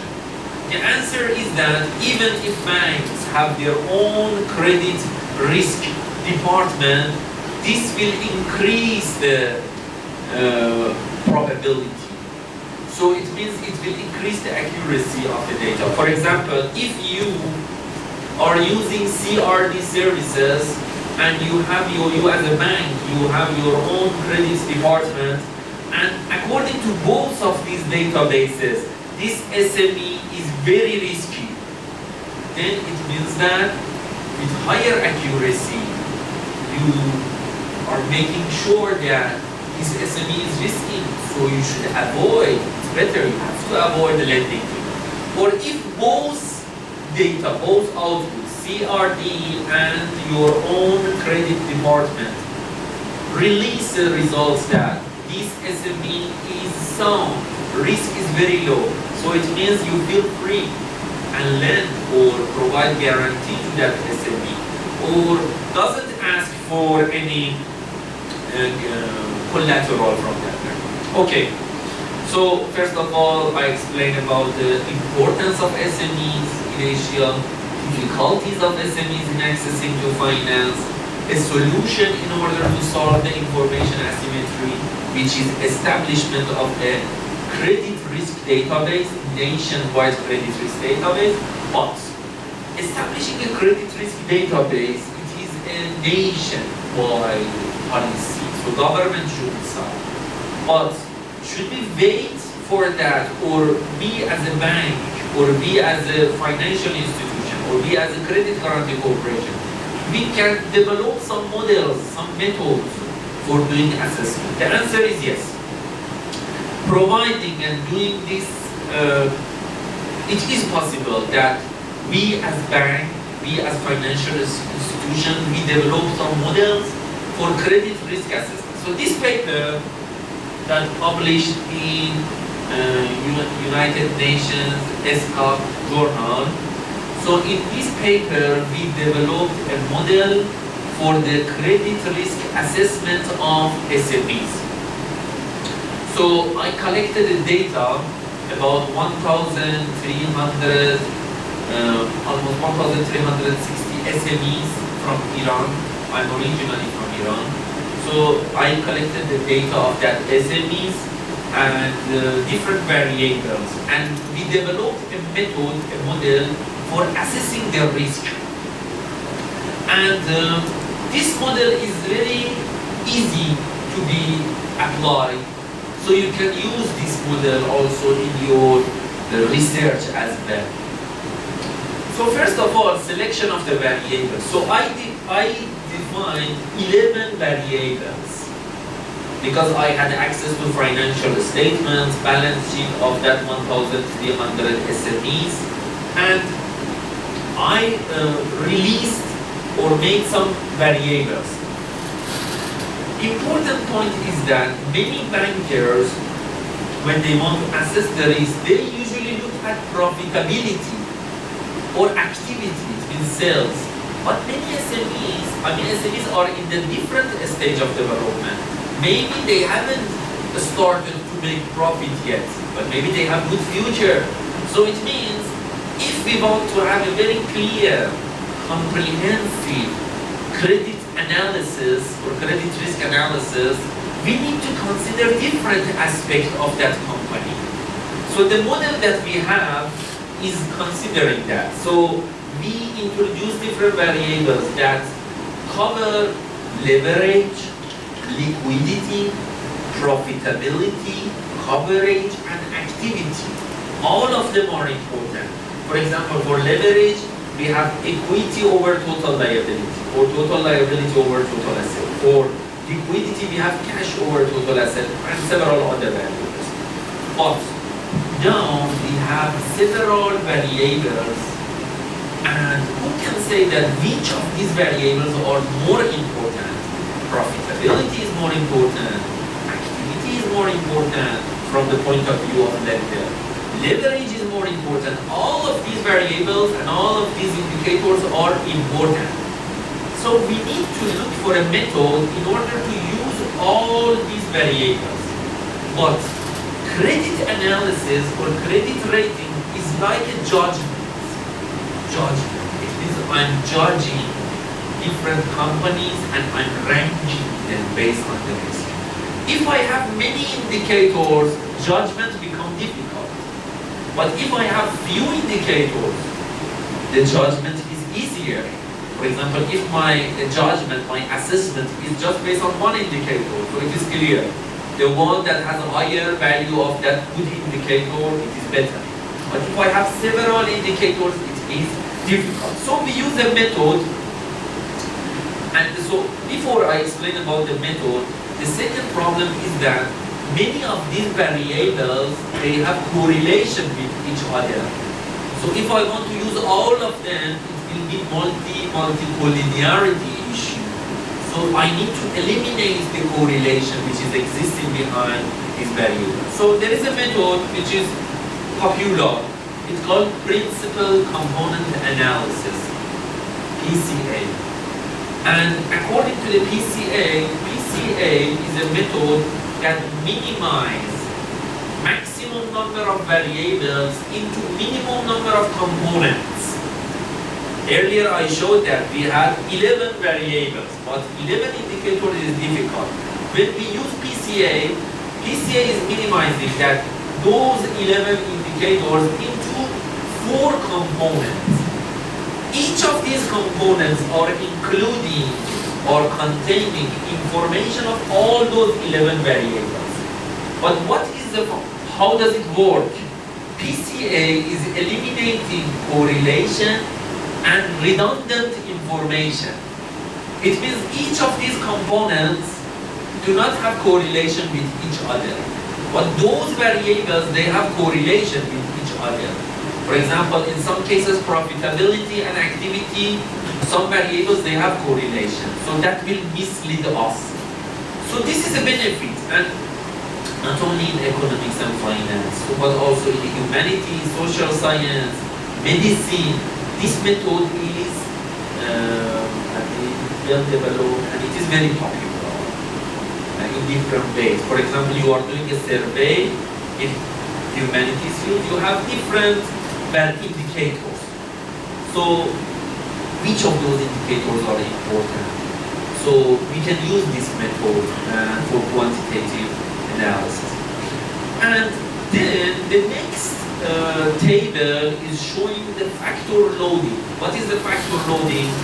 Factor loading shows that each of those components, Z1, Z2, Z3, Z4 is receiving loading from which of those variables?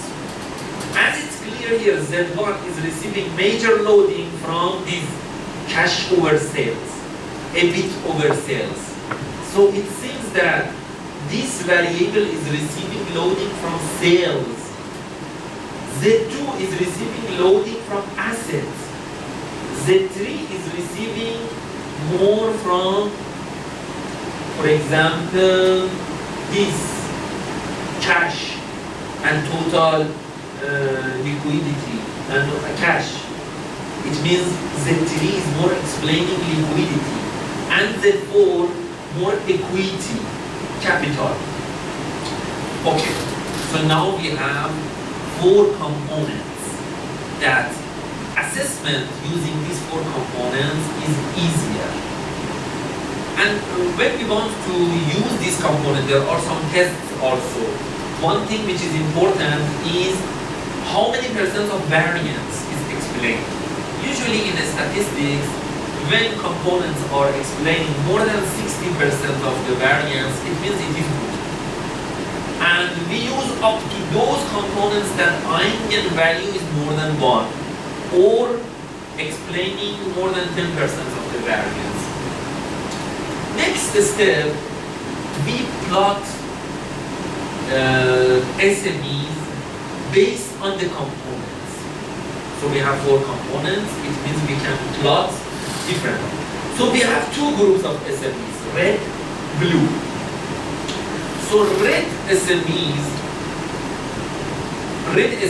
are those SMEs which are healthy. Blue SMEs are those SMEs that went into bankruptcy. It means more than 90 days delay in interest payments. It means those SMEs that received loan from bank, but they had more than 90% delay. So this is according to the Basel. It means default. So as we see here, these are the blue SMEs, it means default SMEs, and red shows the healthy SMEs. It means Z1, Z2, or Z3, Z1.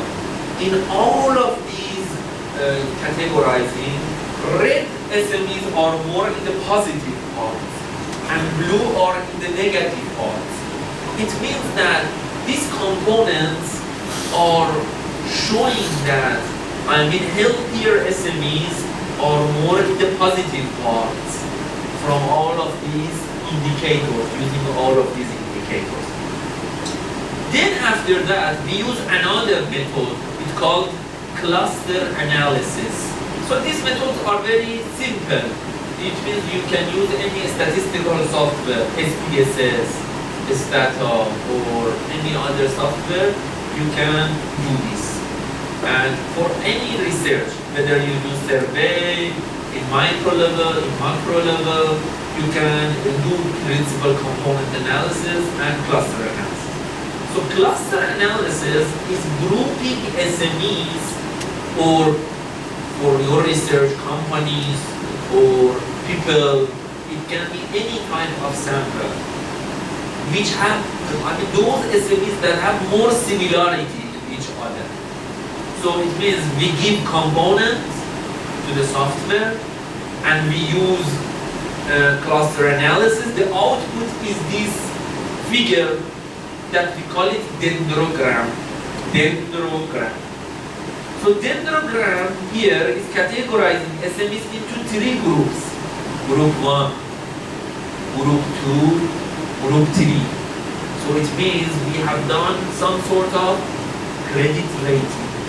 We rated the SMEs. But which one is the healthier one? Group 1 or group 2 or group 3? Then we plot based on that component. As we see, group 1, almost all of them are in the positive part. Each of these dots are SMEs. Group 2 is in between, some of them in positive, some of them in negative part. Group 3, all of them in, almost all of them in negative part. So this means group 1 has the highest credit worthiness. Group 2 is in between and group 3 is here. So you as a banker, if you want to charge SMEs, depending on the risk, so this group should pay lower interest rate. Or if you as a credit guarantee corporation, you want to charge SMEs some fee, so this group should pay lower fee. We shouldn't charge all groups same if we have moral hazard. Next, I have done a project for Thailand, using Thai data. So I explained about CRD. CRD is in Japan. Almost similar institution is existing in Thailand. It's called NCB, National Credit Bureau. So National Credit Bureau of Thailand is accumulating data, and especially bank account information. So I have done a joint project with NCB of Thailand, and they provide us the data of almost more than 1 million Thai bank accounts. So I received data of 1 million bank accounts, and this is a paper. I mean, this person, Mr. Fadet, he is the vice president of NCB of Thailand that accumulate almost all bank accounts of Thailand.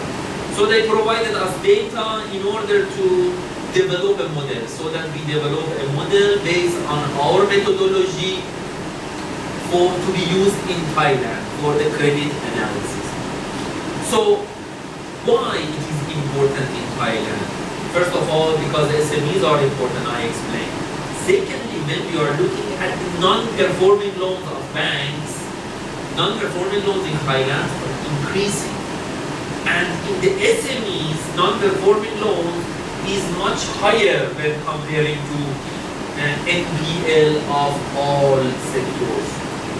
So this means that we need to look for a method in order to do credit assessment. So the data that provided by NCB is initial amount of loan of this person who owns this, past due days, past due amount, total amount of loans, and outstanding.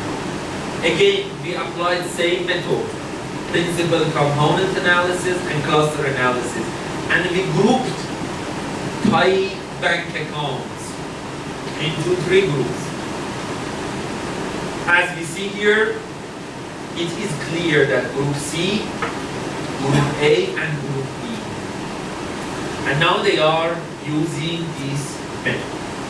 Finally, briefly about the fintech. Fintech is very new topic. It is general topic. It has lots of application. I just want to show an example. This is a book that we just launched last year. So last year was G20 in Japan. So G20 in Osaka. And since 3 years ago, besides G20, T20 is also organizing. It means Think 20, top 20 think tanks in the world, they gather in order to, based on the topics which are important, based on the topics, based on the task force of G20, they produce some policy briefs to be presented to the world leaders in G20. So T20 simultaneously, a few days before G20 organized. T20 this year organizing, last year organized in Tokyo. And ADB Institute was the secretariat and organizer of T20. So this book launched during T20 on FinTech for Asian SMEs, because last year was the first year that SMEs became one of the task force of G20. So in the past, we didn't have SMEs as task force. But since last year, the Japan leadership, the SMEs proposed, because the SMEs are very important. So you can download this book free of charge.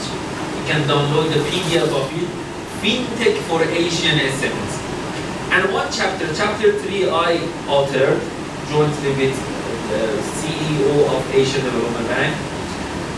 We worked on application of distributed ledger technologies DLT, like blockchain, that how can we use this technology for easing the funding to startups. So if you are interested, I suggest you're welcome to read it. So in previous presentation, I talked about hometown investment trust funds. So hometown investment trust funds are completely based on trust. It means how to make sure that the money that I'm allocating for one project is really spending it for that purpose. How to trace the money and how to increase the assessment of it and how to make this simple. I mean, it's very clear, how to make it very clear. So we can use the function and the application of DLT, distributed ledger technologies, and blockchain in order to transfer the money for this project. So this is a scheme that we are proposing, and now we are proposing it in Japan. A company is working on it, that to apply DLTs in hometown investment trust funds, so that investors using traceable money transfer through DLT, distributed ledger technology, they will have peer-to-peer lending or peer-to-peer investment in startup businesses. And using smart contracts, we can speed up this project. And the data of all these SMEs, all these startups, is accumulated at the credit risk database for startups. That the CRD here is for startups. It is different from the CRD of Japan, because that CRD of Japan is for SMEs. So, and then this CRD for a startup is doing the credit assessment. So, if we apply this, it is possible to increase the flow of funds from the investors, riskier investors, to riskier business, including the startup businesses, and then not only domestically, but also internationally and regionally we can have flow of funds. So let me conclude this presentation by providing some policy recommendations. Asymmetry of information and high transaction costs are the major reason that many banks are reluctant to lend to SMEs. Role of credit risk database is very important to remedy the asymmetric information problem and making the bank's trade finance easier. Establishment of a nationwide credit risk database is necessary. Employing credit assessment techniques in the short run is possible by implementation of various methods for measuring the credit risk and assessing the credit rating of SMEs. These methods could be used by lending institutions, credit guarantee corporations, or independent local rating agencies using data regarding SMEs. Thank you for your attention.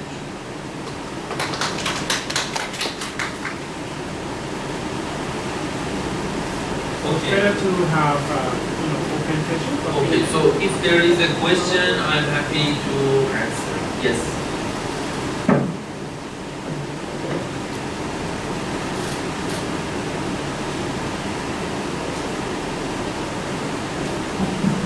Okay, first about the bank lending and also for the NPL and then study Japan on the resolution.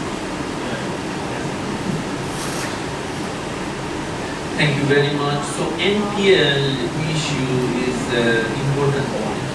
So in Japan, in 1990s, it was a bubble in the asset market, especially in the real estate market. So in 1990s, and before burst of the bubble, the lending situation in Japan was mainly based on collateral. It means collateral-based lending. For example, SME or even a household, when they approach Japanese bank at that time, bank asked for land as a collateral. Then in 1990s, the price of land increased, Suddenly price of that land dropped to less than half. Then banks started to experience failure. Banking default started. In one decade, almost 200 Japanese banks went into bankruptcy. So it means after that, Japanese government found out that collateral-based lending is not a complete and it's not very efficient because it is fluctuating and price of land is affecting non-performing loans. So then after that, especially for SMEs, Japanese governments proposed to establish credit risk database. And Japan gradually shifted from collateral-based lending to credit-based rating. It means assessing the risk of a borrower and based on that, adjusting the lending ceiling. This will help us to disconnect the NPLs with price of other assets, including real estate. Because in Thailand also, price of land is increasing, price of real estate is increasing. It is a function of economic activity and also monetary policy, amount of money and other sectors. So that will affect the non-performing loans. If banks are asking for land as a collateral, it is gradual shifting using Japanese past experience 20 years ago from the collateral-based lending to more credit-based lending that can solve the NPL. And at the same time, good credit assessment. It means when I mentioned that SMEs are important, it doesn't mean that when any SME came to my bank or to Credit Guarantee Corporation, I give guarantee or I give loan. I need to do assessment. Only lending to those which are sound and have good future and avoid lending to others. That will help us to reduce the non-performing loans. Is there any other question?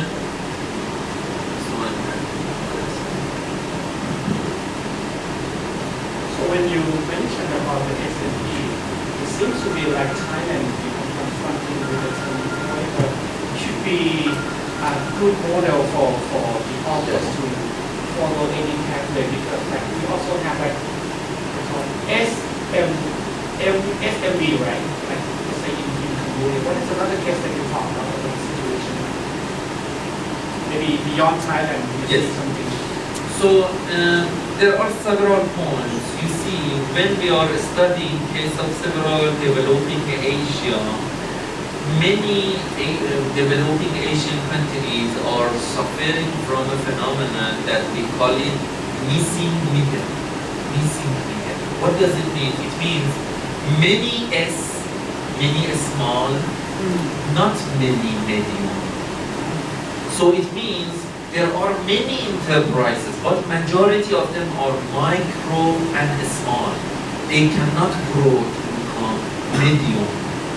They cannot grow from medium to be large. I need to highlight one important point. Not all SMEs should be large in future. Many SMEs, they prefer to keep their size and they want to keep their size and scale. They want to be SME forever. For example, among Japanese enterprises, this culture is existing. For example, there is a company, it is SME, it is supplying a screw, it is supplying some accessories to large enterprises, to Toyota and so on. This SME is so much interested to keep the quality. He believes that if I expand my business, magnitude of my business, then it will affect the quality. I as a boss, I as the owner of this company, I want to monitor everything by myself in order to make sure. So this culture is existing in Japan and also in other many other Asian countries too.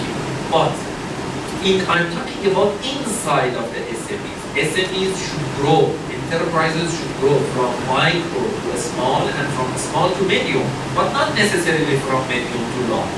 So this missing middle is also existing in Thailand. So this means government policies such as establishment of credit risk database having a stronger credit guarantee operations and these kinds of supportive policies can help SMEs to grow from micro to small and from small to medium in order to avoid the missing middle phenomenon. Other questions?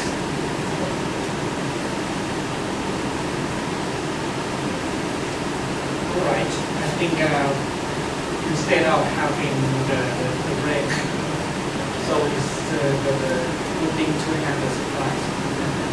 So we have a number of days of attending the seminar for 2 years, and this class is originally starting from Associate in Political Priority about the master class of economics, and the objective of this was to strengthen and also to initiate researchers and students and participants to know and have skills how to write and start the creative document. So it is a good opportunity to have Professor Farhat. He's come here like several times. The most important for him is that today he has to deliver the certificate with different. So please set up and prepare to deliver. And I think today I announce the name, and then the people who attend for the 2 days seminar can step out and get the certificate. That's why I did not tell them in advance, but it was a surprise. Right? That's why I push our students to attend. All right.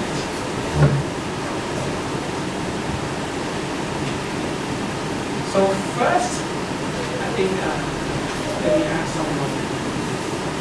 Let me get the student named Yani Shaw from the Faculty of Economics to get the certificate. So please step out to the stage.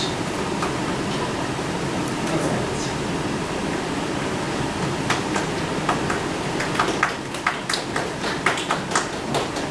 Okay, just one. Okay. And then we can have group photo after that. All right. Anyone who want to get the camera? Maybe just hold for the group. So the second one is sorry to mention, like this is like Warapat Chukima. Okay, Mr. Thank you.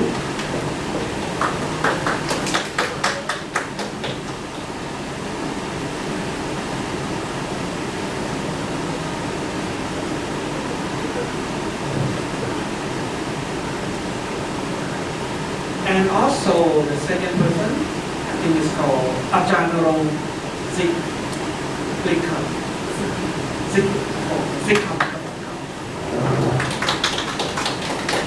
Sorry for pronunciation.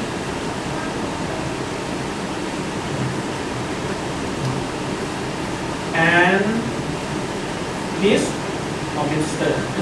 Chiranut Sriwatanakon. Oh, okay, keep that. All right, and the third one, and the ninth one is Pornucha Buranan Raksa.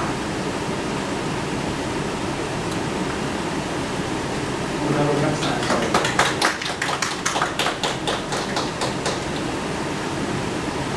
And the next one is Kun Tita Sirimupon.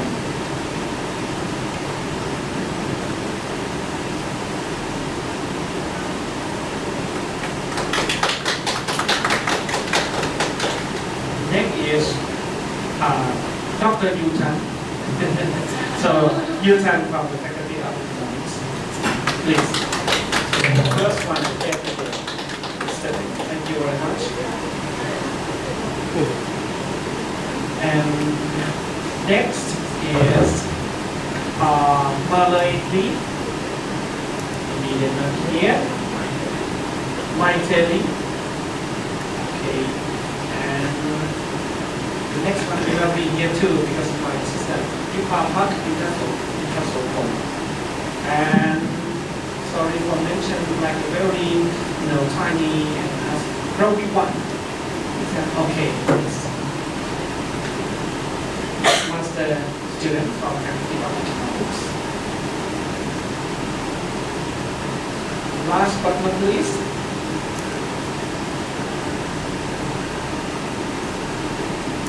okay, Song William here, and last but not least, Israwadi Sharma.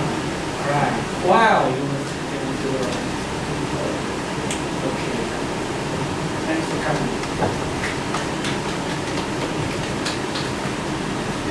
Okay. All right. So it's better to have approved photos again, and probably that's a good thing that we can show. And after that, by bringing yourself. yeah, certificate. After that, we will have like some of the speech from the professor, from us, and then give some sweet word for our work. Please get some of the certificate and then step out. Associate Dean Para, please give us a chance to get the honor.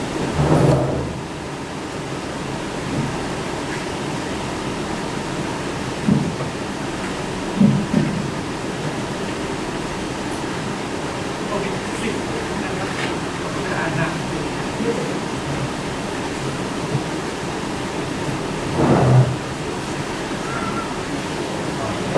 Bring yourself.